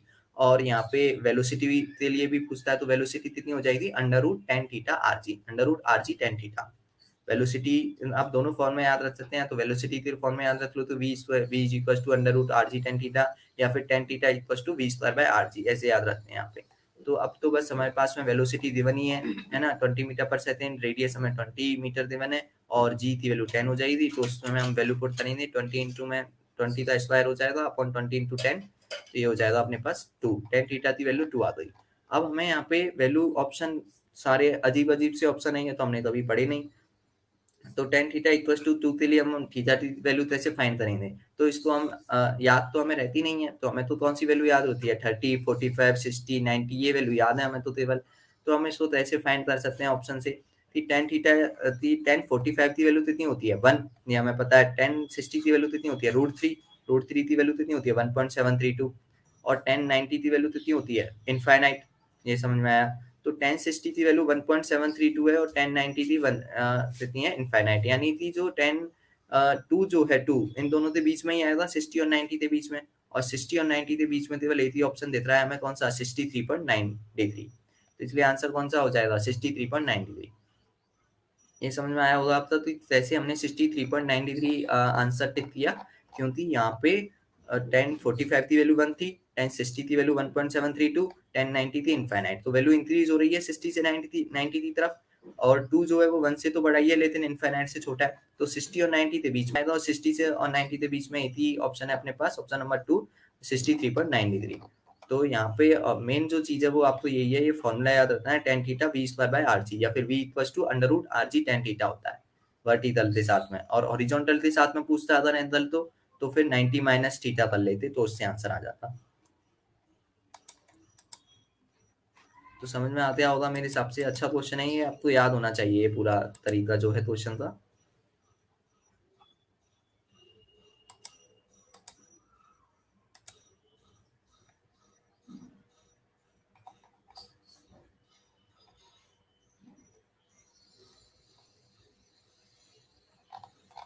तो हम अगले क्वेश्चन पे बढ़ते हैं। अब हमारे लगभग क्वेश्चन कंप्लीट होने वाले हैं। यहाँ पे हम एक दो कॉन्सेप्ट और आपको मैं समझाऊंगा जो अच्छे कॉन्सेप्ट होंगे।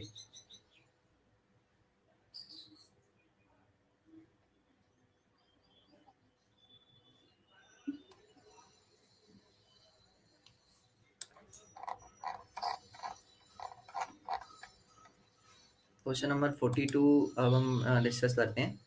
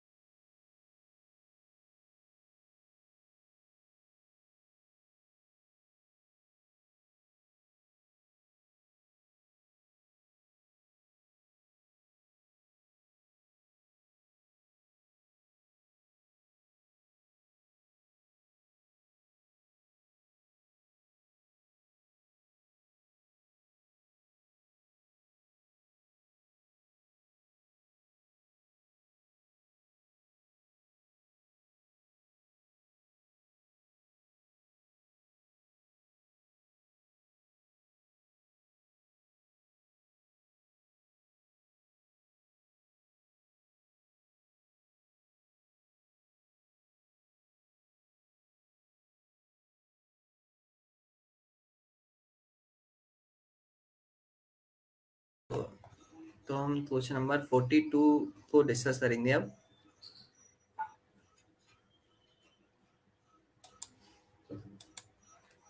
फोर्टी टू जो है ये भी आपका जो है ग्रेविटेशन चैप्टर से ही क्वेश्चन है। तो यहाँ पे देख सकते हैं कि मीन रेडियस पे क्वेश्चन है, जो अपने जब हम ट्रेपलर मोशन पढ़ते हैं, ट्रेपलर लॉ पढ़ते हैं, तो उसमें हम ट्रेपलर फर्स्ट लॉ पढ़ते हैं। ट्रेपलर फर्स्ट लॉ में आपका आता है एक तो टाइम पीरियड और रेडियस के बीच में रिलेशन होता है ना। तो वो इसके ऊपर भी आपको काफी क्वेश्चन देखने को मिलते हैं इस रिलेशन पे ग्रेविटेशन के अंदर। तो उसी पे ये क्वेश्चन है, the mean radius of the Earth orbit round the sun इतनी दी है। मतलब रेडियस अर्थ जो है भाई, हमें पता है कि सारे जो प्लेनेट होते हैं वो अर्थ के अक्रॉस क्या है, मोशन करते हैं, अपना चक्कर लगाते हैं यहाँ पे, सर्कुलर मोशन। तो अर्थ जो है उसकी रेडियस कितनी है, 1.5 इंटू 10 पावर 11 मीटर। ऐसे ही मरकरी की जो ऑर्बिट है उसकी मीन रेडियस कितनी है around the sun, 6 into 10 power 10 metre. तो अब इसमें Mercury will rotate around the sun is, मतलब यहाँ पे टाइम पीरियड पूछा है मरकरी का। भाई हमें अर्थ का पता है कि सन के अक्रॉस 1 राउंड लगाने में कितना टाइम लगता है, 1 ईयर का, 365 डेज का, है ना, 1 ईयर। तो अब यहाँ पे मरकरी कितना टाइम लेता है ये पूछा है। तो टाइम और रेडियस के बीच में रिलेशन है, तो ये रिलेशन आता है आपका T square is directly proportional to R cube. ये रिलेशन आपने पढ़ा होगा आपके जो ग्रेविटेशन चैप्टर है उसमें। काफी इंपॉर्टेंट है ये रिलेशन, क्वेश्चन आपको काफी देखने को मिलते हैं इस पे। तो ये जो रिलेशन है आपको याद रखना है, T square is directly proportional to किससे होता है, आर क्यूब से। T square is directly proportional to R cube, ठीक है। तो यहाँ पे हम रेशो लेंगे अब। तो हमें रेडियस अर्थ की पता है सन के अक्रॉस इतनी 1.5 इंटू 10 पावर 11 मीटर, और हमें मरकरी की पता है सन के अक्रॉस 6 इंटू 10 पावर 10 मीटर। तो हम टाइम पीरियड जो होगा टी स्क्वायर आर क्यूब से डायरेक्टली प्रोपोर्शनल है, तो टाइम पीरियड क्या हो जाएगा, आर की पावर 3/2, है ना। आर की पावर 3/2 हो जाएगा। तो T Mercury upon T Earth equals to R Mercury upon R Earth की पावर 3/2। और रेडियस मरकरी थी कितनी है, 6 इंटू 10 पावर 10 मीटर, अपॉन जो रेडियस अर्थ थी सन के अक्रॉस 1.5 इंटू 10 पावर 11, इसकी पावर लेंगे 3/2। तो देख सकते हैं अब इसको सॉल्व करना है हमें, है ना, 3/2 को। तो कैसे सॉल्व करेंगे, 1.5 है, पॉइंट हटाएंगे, ऊपर 0, तो 15 से 60 दिया 4 टाइम्स 10 पावर 11 10, तो ये हो जाएगा 4/10। 4/10 की पावर 3/2 लेना है। तो इसको हम कैसे कर सकते हैं, इसको हमें लपसम में लेना पड़ेगा, है ना। 4 को हम 2 लिख लेंगे, फिर 2 की पावर 3/2 कितना हो जाएगा, 2 की पावर 3 8 हो जाएगा वो। फिर नीचे जो है 10 है, तो उसकी पावर 3/2 कैसे करेंगे, तो वो चीज यहाँ पे आएगी, तो रूट 2 वगैरह। तो इसकी वैल्यू फाइनली जो है सॉल्व करने पर लपसम में 1/4 आ जाएगी। इस वैल्यू को जब हम सॉल्व करेंगे तो 1/4 आ जाएगी। और 1/4 ईयर मतलब 0.25 बोल सकते हैं, है ना, 0.25। या टी मरकरी जो है कितना आ जाएगा, 1/4, 1/4 ऑफ टी अर्थ। और टी अर्थ कितना टाइम पीरियड अर्थ का, 1 ईयर। तो कितना आ जाएगा, 1/4 ईयर। मतलब बोल सकते हैं कि 1/4 है टाइम पीरियड जो अर्थ का है, वो मरकरी मरकरी का टाइम पीरियड अर्थ के टाइम पीरियड का 1/4 है, ठीक है। ये समझ में आया, 1/4 है यानी 1/4 ईयर, ये हो जाएगा अपने पास। तो ये फॉर्मूला आपको याद रहता है, T square is directly proportional to किससे होता है, आर क्यूब से। ये फॉर्मूला अगर आपको याद है तो आप आसानी से इस क्वेश्चन को सॉल्व कर सकते हैं। रेडियस अर्थ थी और रेडियस मून थी गिवन है, फिर यहाँ पे रेशो लेना है। थोड़ी सी कैलकुलेशन आपको टफ मिल सकती है कभी कभार, वैसे आपको नहीं मिलती है। मेन क्वेश्चन जो होते हैं उनमें तो आपको कैलकुलेशन सिंपल मिलेगी। फॉर्मेट आपको याद होनी चाहिए कि यहाँ T square is directly proportional to R cube थे। तो ये है।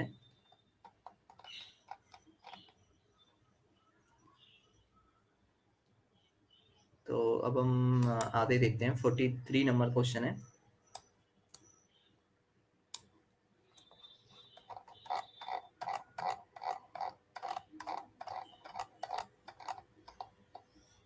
फोर्टी थ्री नंबर क्वेश्चन जो यूनिट एंड डायमेंशन में आप सिग्निफिकेंट फिगर पढ़ते हैं, है ना, सार्थक अंक, उसके ऊपर ये क्वेश्चन है अपना, सिग्निफिकेंट फिगर के ऊपर।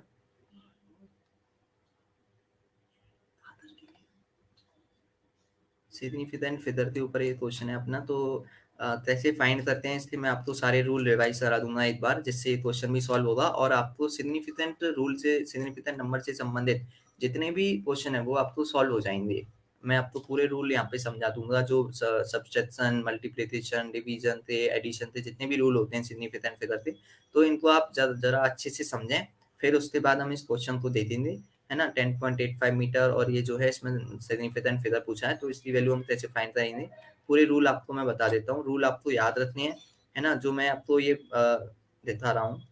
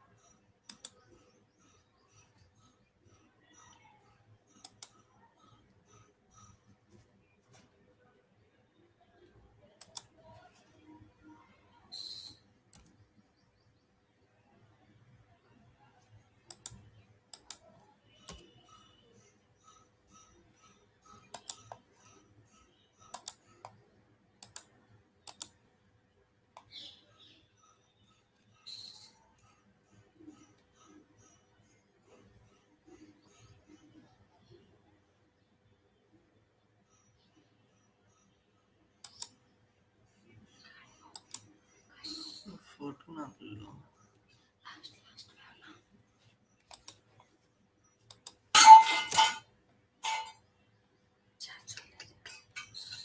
ये वाला फोटो लो।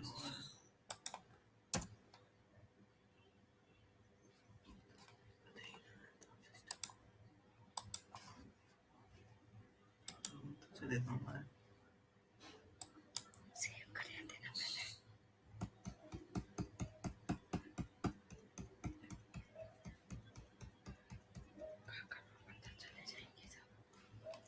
कैसे खोलूं? ओपन आ रहा हूँ ये। रोटेट ना है ना, ऐसा वो बताइए।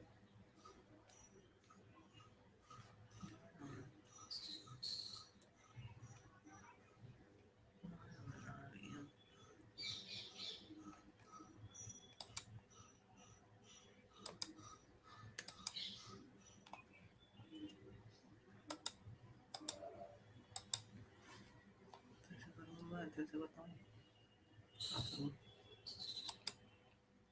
इधर आप लोग ये तो यार हो गई।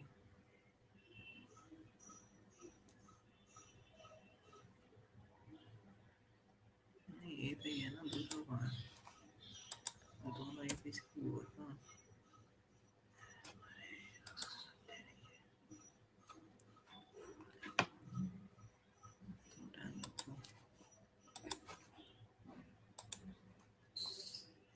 दूसरा पेज था, दूसरे को फोटो लियो तो होता ना।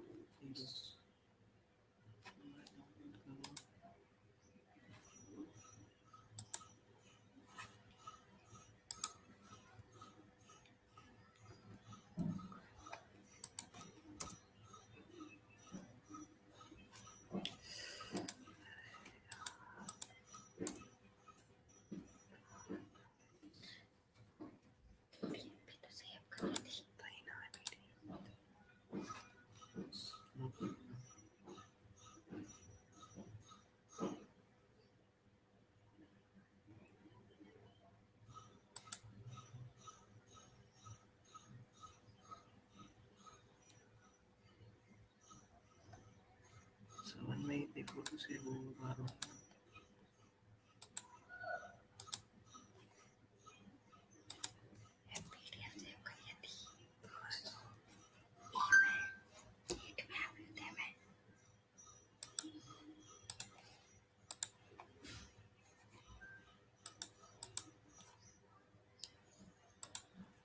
तो अब हम वो फोटो जो नहीं है आ पा रहा था, पर अब मैं आपको वो शेयर करता हूँ फिर से, इसको सीधा कर दे।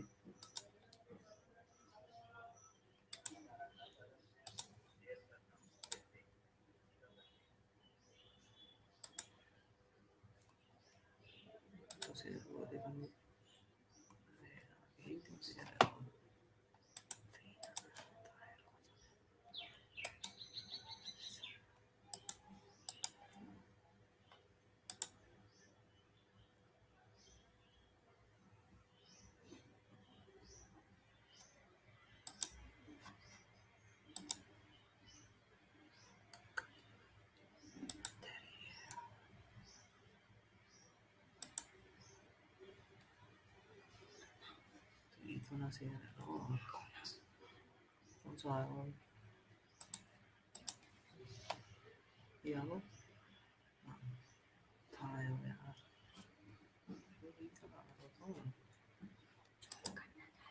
दो बार तो नाम फोटो यार।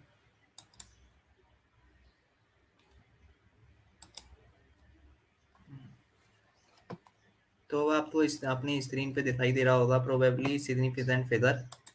इसको काफ़ी टाइम लग गया मुझे करने में। अभी क्लास खत्म नहीं हुई है, तो आप अभी रहें थोड़ा टाइम, 2-3 क्वेश्चन और बचे हैं, इसको और समझ लें। थोड़ा टाइम एक्सटेंड करना पड़ेगा, लेकिन आपकी पूरी हो जाएगी आज फिजिक्स का डिस्कशन। तो हम सिग्निफिकेंट फिगर जो है वो बात कर रहे थे, सिग्निफिकेंट फिगर के बारे में।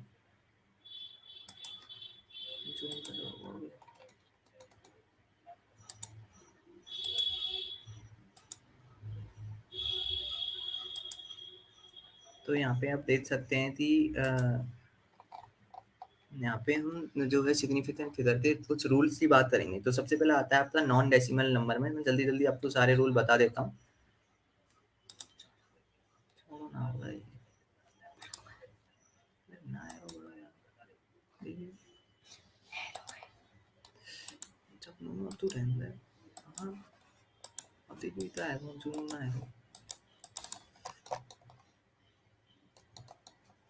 नॉन डेसिमल्स नंबर में लीड सबसे पहले हम देखते हैं कि हमारे पास में 3 टाइप की होती हैं जीरो। एक तो होता है lead in zero. Lead in zero मतलब जो मतलब कि जो अंक है ना, उससे पहले की जो जीरो होती हैं उनको हम कभी भी कंसीडर नहीं करते नॉन डेसिमल नंबर में, तो उनको हम इनसिग्निफिकेंट बोलते हैं। जबकि ट्रेलिंग जीरोस जो होती हैं, ट्रेलिंग जीरो जो बाद में आती हैं जो, है ना, वो भी इनसिग्निफिकेंट होती हैं नॉन डेसिमल नंबर में। और zero between two non zero, दो नॉन जीरो के बीच में जो जीरो होंगी वो सिग्निफिकेंट होती हैं। वो क्या होती हैं? सिग्निफिकेंट होती हैं। तो zero between two non zero क्या होती हैं? सिग्निफिकेंट। अब इसको मैं एग्जांपल के थ्रू आपको समझाता हूँ कि हाँ, नॉन डेसिमल नंबर में आप तो कैसे सिग्निफिकेंट फिगर फाइंड करते हैं। तो जैसे ये क्वेश्चन आपका एग्जांपल है 00120003, फिर यहाँ पे ये 5 जीरो है ना। तो इसमें आपके सिग्निफिकेंट फिगर 4 होंगे, कैसे होंगे ये चीज देखते हैं। यानी 5 होंगे, कैसे होंगे? तो सबसे पहले देखते हैं इसमें कि 1 से पहले जो जीरो है वो होंगी लीड इन जीरो। तो लीड इन जीरो तो हम कभी भी कंसीडर नहीं करते, तो ये इनको हम सिग्निफिकेंट फिगर कंसीडर नहीं करेंगे। इसमें कोई डेसिमल है नहीं। तो नॉन डेसिमल में जो आपके ट्रेलिंग जीरो होती है, मतलब लास्ट में जो जीरो है 3 के बाद में ये 5 जीरो है, इनको भी हम क्या है कंसीडर नहीं करेंगे ट्रेलिंग जीरोस को, तो ये भी इनसिग्निफिकेंट है। और जो बीच थे जो दो नॉन जीरो यानी 1 और 3 के बीच में जो जीरो आ रही हैं ये, है ना, तो इनको हम कंसीडर करेंगे। तो यहाँ पे टोटल सिग्निफिकेंट फिगर कितने हो जाएंगे अपने पास? 5, 12003, ये आपके सिग्निफिकेंट फिगर होते हैं 5। तो ऐसे किया है, समझ में आया आपको कि नॉन डेसिमल नंबर में लीडिंग जीरो भी आपकी नहीं होती डेसिमल सिग्निफिकेंट फिगर, और ट्रेलिंग जीरो भी नहीं होती। केवल कौन सी होती हैं? जो बीच में आपकी आती हैं ये होती हैं। दो नॉन जीरो के बीच की जीरो तो ही आप सिग्निफिकेंट फिगर कंसीडर करते हैं, उसके अलावा कंसीडर नहीं करते। ऐसा ही दूसरा एग्जाम्पल है आपका 2.7 इंटू 10 पावर 3। इसमें हम देखते हैं 2.7 इंटू 10 पावर 3 में केवल हमें जो अंक होते हैं उनको ही कंसीडर करना है, और जो जीरो पावर के रूप में आ रही है यानी ये बाद की जीरो है, इनको हम कंसीडर नहीं करेंगे। तो यहाँ पे सिग्निफिकेंट फिगर कितने हो जाएंगे? 2.7, है ना। तो दो यहाँ पे सिग्निफिकेंट फिगर होंगे। दूसरा अपने पास में आता है डेसिमल नंबर में सिग्निफिकेंट फिगर फाइंड करना। तो इसके लिए फर्स्ट नॉन जीरो के बाद सभी सिग्निफिकेंट जो होते हैं, तो यहाँ पे हमें देखना है फर्स्ट नॉन जीरो के बाद में सभी जो वर्ड आएंगे, चाहे फिर वो जीरो हो, नॉन जीरो हो, कुछ भी हो, वो सारे ही सिग्निफिकेंट फिगर माने जाते हैं। जैसे ये एग्जांपल है 0012.03, फिर यहाँ पे ये 5 जीरो है, तो इसमें जो लीडिंग जीरो है उनको हम कंसीडर नहीं करेंगे 00 तो, लेकिन 1 से लेकर के सारे जो वर्ण है अंत है अपने पास, उन सबको हम सिग्निफिकेंट फिगर कंसीडर करेंगे। तो ये हो जाएंगी आपकी 1 2 3 4 5 6 7 8 9, तो 9 सिग्निफिकेंट फिगर हो जाएंगे यहाँ पे। 1 से लेके लास्ट तक के सारे सिग्निफिकेंट फिगर होंगे। ऐसे ही हम और कुछ एग्जांपल देख सकते हैं यहाँ पे, जैसे 100 है, 100 में कितने सिग्निफिकेंट फिगर होंगे? तो यहाँ पे कोई डेसिमल है नहीं, डेसिमल में लीडिंग जीरो और जो ट्रेलिंग जीरो होंगी उनको हम कंसीडर नहीं करते। तो यहाँ पे जो है बाद में जो दो जीरो आ रही हैं उनको हम कंसीडर नहीं करेंगे, तो केवल 1 जो है सिग्निफिकेंट फिगर होगा, तो इसका हो जाएगा 1 इसमें सिग्निफिकेंट फिगर है। ऐसे ही 00.00 है, इसमें सिग्निफिकेंट फिगर 1 होगा, इसमें कोई भी अंक नहीं है। तो जब भी केवल ओनली जीरो से 1 है, जैसे जीरो में सिग्निफिकेंट फिगर पूछ लिया, 0.0 में या 0.00 में, 00.00 में सिग्निफिकेंट फिगर पूछ लें, तो उसमें कितना होता है? सिग्निफिकेंट फिगर 1 होता है। ये चीज यहाँ पे होती है, तो ये आपको समझ में आना चाहिए।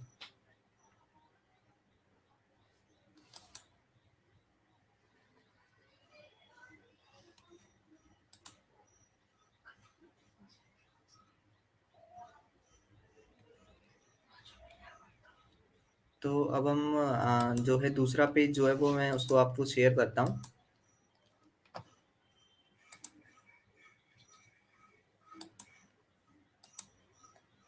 तो ये आप देख सकते हैं यहाँ पे एडिशन सब्सट्रैक्शन के ऊपर है ये।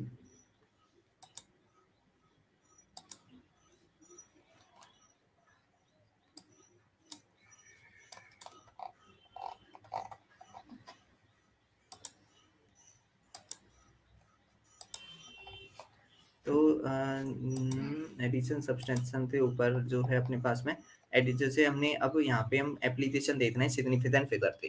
तो एप्लीकेशन में क्या होगा? एडिशन, सब्सट्रैक्शन, डिवीजन, मल्टीप्लिकेशन, ये होगा। तो एडिशन सब्सट्रैक्शन में हम देखें तो जैसे आपके 4.00 प्लस 3.162, है ना, 4.00 प्लस 1 पॉइंट जो है अपने पास में, तो 4.00 प्लस 3.162, इसको कैसे ऐड करेंगे? तो एडिशन में हमें क्या देखना होता है कि दोनों जो क्वांटिटी हैं उनमें जो मिनिमम क्या देखने होते हैं? Decimal number. Minimum decimal number से हम इसको सॉल्व करते हैं। जैसे 4.00 में मिनिमम डेसिमल नंबर कितने हैं? 2। डेसिमल के बाद में कितने अंत है, मतलब वो हो जाएगा 2। और 3.162 में मिनिमम डेसिमल नंबर कितने हैं यहाँ पे 3, तो 3 डेसिमल नंबर हो जाएंगे। तो जो आंसर आएगा उसमें मिनिमम डेसिमल नंबर लेने हैं। तो यहाँ पे फर्स्ट क्वांटिटी में तो डेसिमल नंबर 2 है, दूसरी में 3 है, तो मिनिमम कितने हुए 2। तो आंसर में भी डेसिमल नंबर मैक्सिमम कितने होंगे 2 ही होंगे, उससे ज्यादा नहीं हो सकते। तो इनको सबसे पहले हम कंप्यूट नॉर्मली, यानी सबसे पहले इनको नॉर्मली ऐड कर लेंगे। तो 4 प्लस 3.162 कितना हो जाएगा 7.162। अब इसमें डेसिमल नंबर कितने हैं 3, तो हमें कितने चाहिए मिनिमम चाहिए, यानी 2 चाहिए, है ना। तो 2 डेसिमल नंबर चाहिए, तो इसलिए इस 2 को नेगलेक्ट कर देंगे, तो आंसर आ जाएगा 7.16। ये अपने एडिशन सब्सट्रैक्शन का होता है, हमें केवल क्या चाहिए मिनिमम डेसिमल नंबर होने चाहिए आंसर में। ऐसे ही 0.92 प्लस 4 है, तो इसको सबसे पहले हम नॉर्मली ऐड कर लेंगे 4.92। अब इसमें हमें डेसिमल नंबर कितने चाहिए, तो फर्स्ट क्वांटिटी में डेसिमल नंबर 2 है, दूसरी में 4 में डेसिमल नंबर क्या है 0, है ना, कोई डेसिमल नंबर नहीं है, तो मिनिमम डेसिमल नंबर कितने हुए 0। तो इसलिए आंसर में भी डेसिमल नंबर कितने होंगे 0, तो 4.92 में डेसिमल नंबर 0 होंगे। तो जब इसको हम राउंड ऑफ करेंगे 9 आ रहा है, तो इसलिए पॉइंट के बाद इसको हम 5 में राउंड ऑफ कर सकते हैं, तो आंसर आ जाएगा 5। इसमें डेसिमल नंबर भी क्या है 0। डिवीजन या मल्टीप्लिकेशन में भी देख सकते हैं, डिवीजन या मल्टीप्लिकेशन कैसे करते हैं, तो उसमें हमें क्या देखना होता है minimum significant figure. Addition subtraction में मिनिमम डेसिमल नंबर, और डिवीजन या मल्टीप्लिकेशन में मिनिमम, डिवीजन और मल्टीप्लिकेशन में हमें क्या देखना होता है मिनिमम सिग्निफिकेंट फिगर। जैसे ये है अपने पास 2 इंटू 3.21, 2 में सिग्निफिकेंट फिगर होते हैं 1, 3.21 में कितना हो जाएगा 3 डेसिमल है, तो मिनिमम सिग्निफिकेंट फिगर कितना है 1, तो सॉल्व करेंगे तो कितना आएगा ये 6.42। और हमें डेसिमल मतलब सिग्निफिकेंट फिगर कितना आना चाहिए आंसर में 1, तो इसलिए राउंड ऑफ करेंगे 4 है, इसलिए इसको 6 के रूप में हम 6 में क्या कर सकते हैं राउंड ऑफ, तो राउंड ऑफ करने के बाद 6 आ जाएगा। ऐसे ही अपने पास एक डिवीजन का क्वेश्चन है 4.2 डिवाइड बाय 2.1, तो इसको नॉर्मली जब हम कंप्यूट नॉर्मली इसको डिवाइड करेंगे तो कितना आएगा 2.2 आएगा, पर हमें सिग्निफिकेंट फिगर देखना है मिनिमम। तो दोनों क्वांटिटी 2.1 और 4.2 में जो सिग्निफिकेंट फिगर है वो कितना है 2, तो इसलिए यहाँ पे 2.0 तो जब हम करेंगे डिवाइड, तो दो कितना आना चाहिए, मतलब अपने पास सिग्निफिकेंट फिगर मिनिमम 2 होने चाहिए, तो 2 को हम क्या लिख सकते हैं 2.0, तो इससे सिग्निफिकेंट फिगर कितने हो जाएंगे 2 हो जाएंगे अपने पास। तो इसलिए हमें सिग्निफिकेंट फिगर हमें पता होना चाहिए ये चीज। अब हमारा जो क्वेश्चन है उसको हम देखें, तो हमारा क्वेश्चन तो बहुत ही आसान था, उसमें तो एप्लीकेशन पूछे ही नहीं थे हमसे, तो डायरेक्ट पूछा थी 10.85 में, और इस दूसरी क्वांटिटी में कितने सिग्निफिकेंट फिगर होंगे, तो 10.85 डेसिमल है। डेसिमल में मैंने बताया फर्स्ट नॉन जीरो के बाद में जितने भी वर्ड होंगे वो सारे सिग्निफिकेंट फिगर हैं, तो 1085 चारों ही सिग्निफिकेंट फिगर हो जाएंगे, 4 हो जाएगा पहले में। दूसरे में 0.0001234 ये है। अब हमें पता है डेसिमल हो, है ना, कुछ भी हो, पर हमें फर्स्ट नॉन जीरो से काउंट करना शुरू करता है हमेशा। लीडिंग जीरो तो डेसिमल नॉन डेसिमल किसी में भी सिग्निफिकेंट फिगर नहीं होती, तो 1 से शुरू करेंगे और उसके बाद के सारे सिग्निफिकेंट फिगर हैं, तो 1 2 3 4 कितने हो गए 4 सिग्निफिकेंट फिगर हो जाएंगे यहाँ पे, तो आंसर फर्स्ट हो जाएगा। दोनों में 4 सिग्निफिकेंट फिगर हैं अपने। तो अब समझ में आ गया होगा मुझे लगता है आप लोगों को। तो अब हम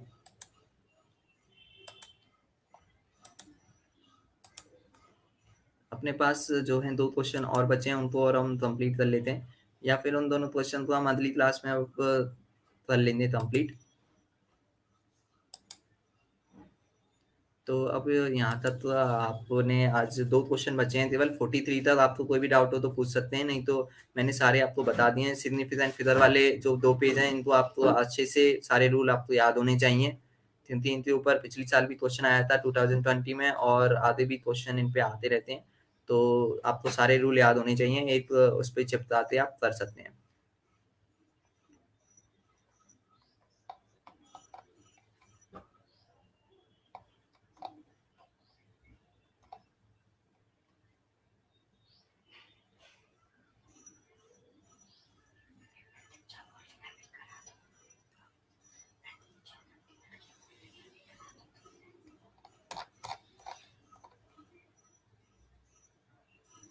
अभी करा दें दोनों क्वेश्चन तो ठीक है, आज ही करा देते हैं हम दोनों क्वेश्चंस को भी।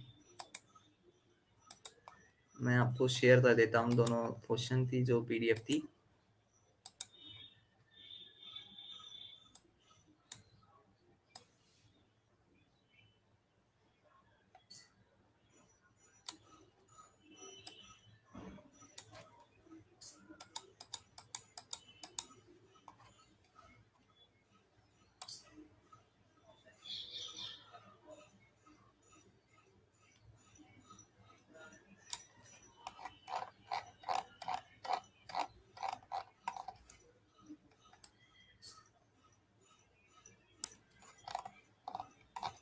तो जैसा हम देख सकते हैं यहाँ पे 44 नंबर जो क्वेश्चन है वो क्या है अपने पास, देख सकते हैं कि यहाँ पे सेंटर ऑफ मास का क्वेश्चन है ये, इसको भी मैं आपको समझा दूंगा इस कॉन्सेप्ट को। Centre of mass of a system of two particle of masses m1 and m2 का एक सिस्टम बनाया है, दो पार्टिकल का, और दोनों जो हैं सेंटर ऑफ मास की डिस्टेंस जो है वो m1 से कितनी है d1 और m2 से कितनी है d2। सेंटर ऑफ मास की डिस्टेंस दिया हमें, m1 से कितनी है d1 एंड m2 से कितनी है d2। तो अब इसमें रिलेशन पूछा है कि d1 d2 m1 m2 में क्या रिलेशन होगा, इसको कैसे फाइंड करेंगे। रिलेशन तो आपको याद भी रहता है डायरेक्ट कि इनवर्स रिलेशन होता है d1/d2 इक्वल्स टू m2/m1, पर ये कैसे आता है उसको मैं एक बार आपको बता देता हूँ, है ना, इसकी भी थ्योरी है।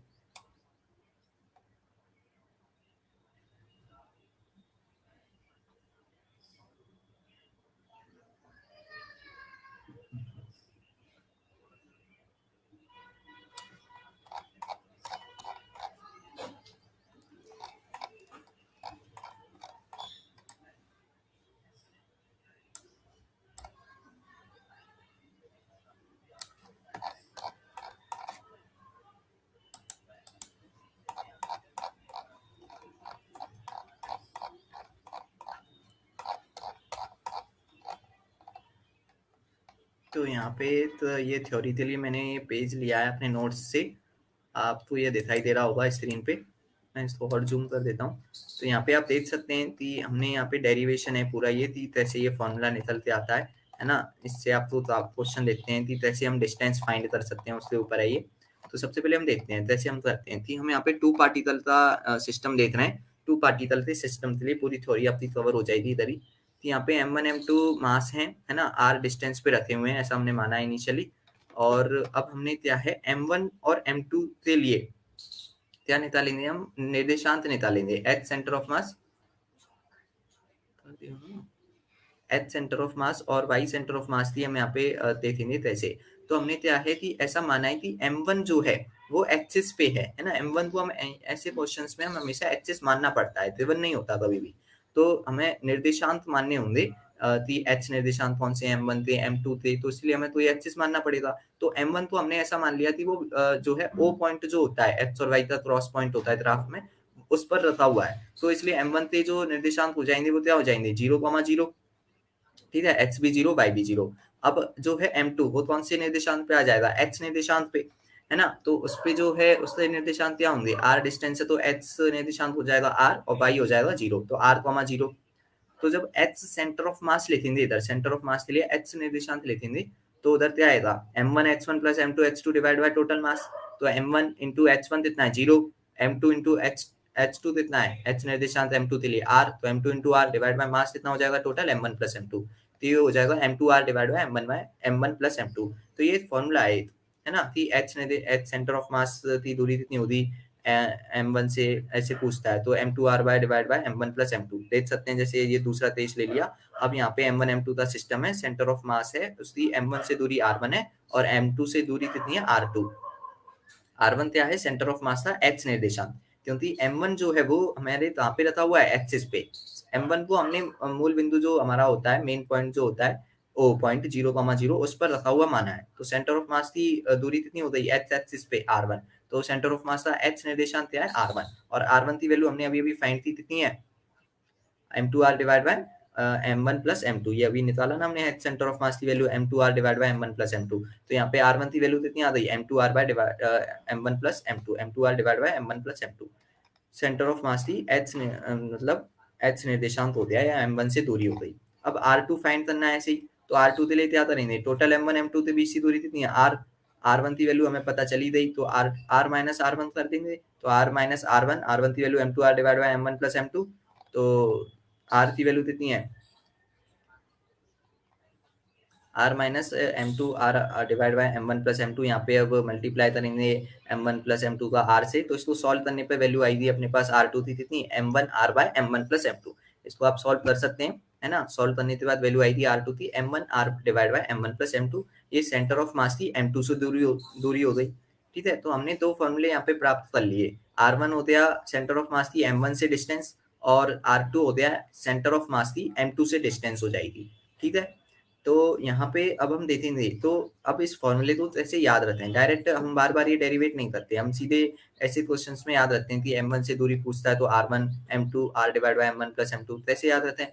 तो हम नीचे तो देख सकते हैं कि नीचे तो हमेशा टोटल मास लिखना है, m1 m2 है तो total mass m1 plus m2।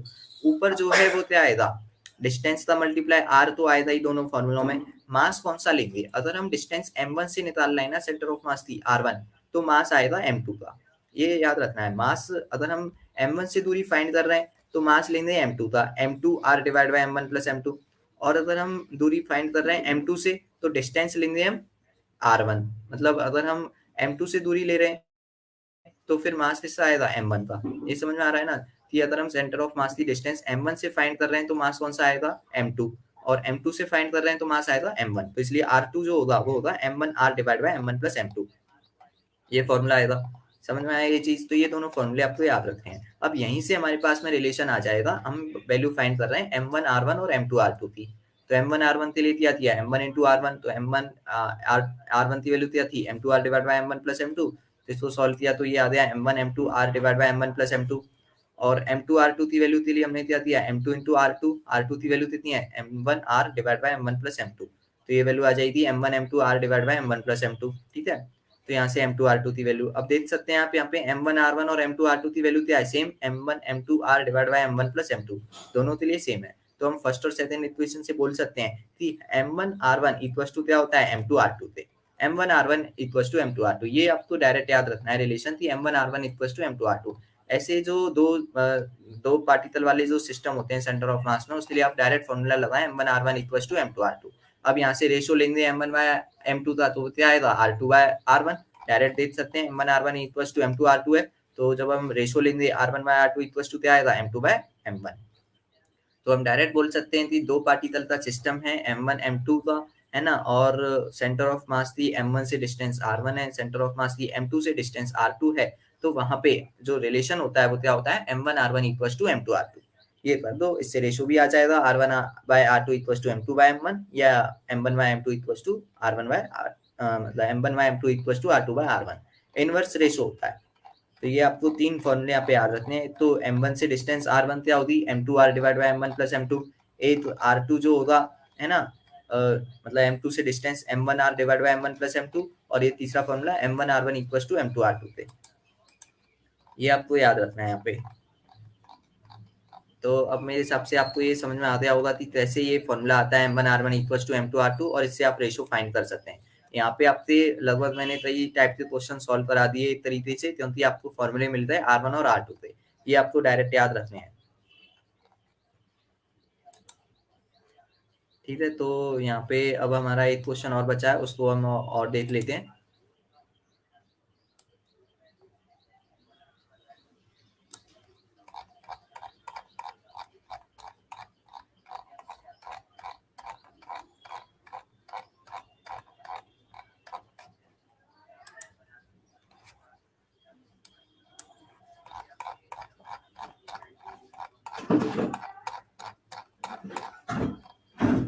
ये 45 नंबर जो क्वेश्चन है, ये रोटेशन मोशन का ही क्वेश्चन है आपके पास में, है ना। इसमें क्या है कि रोटेशनल काइनेटिक एनर्जी बोला है कि 300% से इंक्रीज हुई है बॉडी की, तो फिर एंगुलर मोमेंटम कितने परसेंट से इंक्रीज होगा, ये पूछा है। तो ये तो डायरेक्ट ही क्वेश्चन है, आपने पहले भी ये क्वेश्चन करते हैं वर्क पावर एनर्जी में कि रोटेशनल काइनेटिक एनर्जी का फॉर्मूला क्या है अपने पास, एल स्क्वायर बाय 2i, है ना। तो रेशो लेना है केवल। अब देख हमारे पास दो चीजें होती हैं, एक तो होता है जब चेंज आता है 5% तक, 5% तक का चेंज होता है, तो उधर तो हम क्या करते हैं, जैसे इस क्वेश्चन में अगर हम 5% का चेंज होता है या 5% से कम चेंज होता, तो हम बोलते कि rotational kinetic energy directly proportional to L square. तो rotational kinetic energy equals to 2 delta L by L, मतलब delta T by T equals to 2 delta L by L, ऐसे करते हैं हम, है ना। चेंज जो है डेल्टा एल बाई एल की वैल्यू 5% 4% जो भी है वो आ जाती। तो वो चीज जो है डेल्टा वाली, वो हम केवल तब करते हैं जब चेंज 5% या उससे कम हो। लेकिन जब 5% से ज्यादा चेंज हो जाता है, जैसे इसमें 300% का चेंज है, तो उसके लिए हम वो फॉर्मूला नहीं लगा सकते। तो उसके लिए हमें क्या करना पड़ेगा, रेशो लेना पड़ेगा, है ना। तो हम देखते हैं इसको कैसे सॉल्व करेंगे। रेशो लेना है, केवल आसानी क्वेश्चन है ये तो बहुत।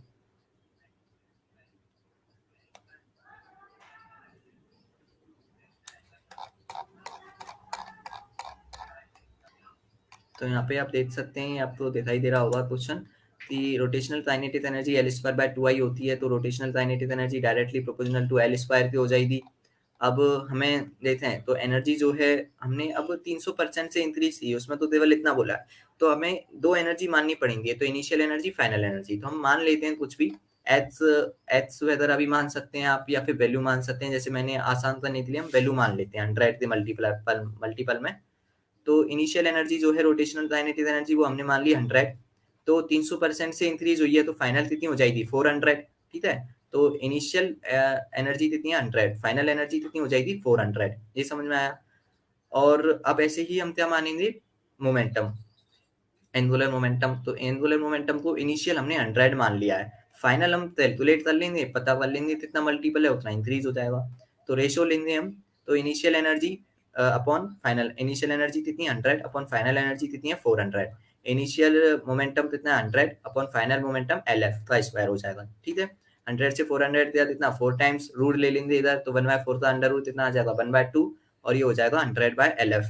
तो मल्टीप्लाई करेंगे तो हमारे पास फाइनल जो है एंगुलर मोमेंटम वो आ जाएगा 200। तो देख सकते हैं इनिशियल माना है 100, फाइनल आया 200, यानी कितने का चेंज आया 100 का, 100% से इंक्रीज हुआ है। देख सकते हैं ना कि 100 से 200 हो गया, डबल हो गया, मतलब 100% से चेंज हुआ है। तो एंगुलर मोमेंटम इंक्रीज बाय 100%, ये आंसर आ जाएगा अपने पास। तो ऐसे क्वेश्चन जो होते हैं ना 100 के मल्टीपल वाले, 300% का चेंज, 500% का चेंज, 1000 मतलब 700%, 200% ऐसे पूछते हैं, वर्क पावर एनर्जी में पूछते हैं ये, और वही टाइप का क्वेश्चन इधर पूछा है। तो इसमें हमें 100 मानते हैं, इनिशियल को 100 मान लो और फाइनल को मल्टीपल कर दो, 300% से इंक्रीज हुआ तो कितना हो जाएगा 100 + 300 400, ऐसे हमें फाइंड करना होता है। तो मेरे हिसाब से अब आपको क्वेश्चन सारे समझ में आ गए होंगे। अब कोई भी डाउट हो तो पूछ सकते हैं, नहीं तो हम क्लास को खत्म करते हैं यहाँ पे। अगली क्लास में हम केमिस्ट्री के पेपर का डिस्कशन करेंगे पूरे का, तो आप अपने डाउट अच्छा होगा कि पहले ही उसमें लेते आए, जिससे हम जल्दी जल्दी से सॉल्व कर सकें क्वेश्चंस को। मैं वहाँ पे आपको ज़्यादा डिटेल में नहीं कराऊंगा सॉल्यूशन, बस आपको थोड़ा हिंट दी जाएगी उधर केमिस्ट्री के पेपर के लिए। ठीक है, तो अब हम क्लास को एंड करते हैं यहीं पे। कोई भी डाउट नहीं है तो अब हम एंड कर सकते हैं।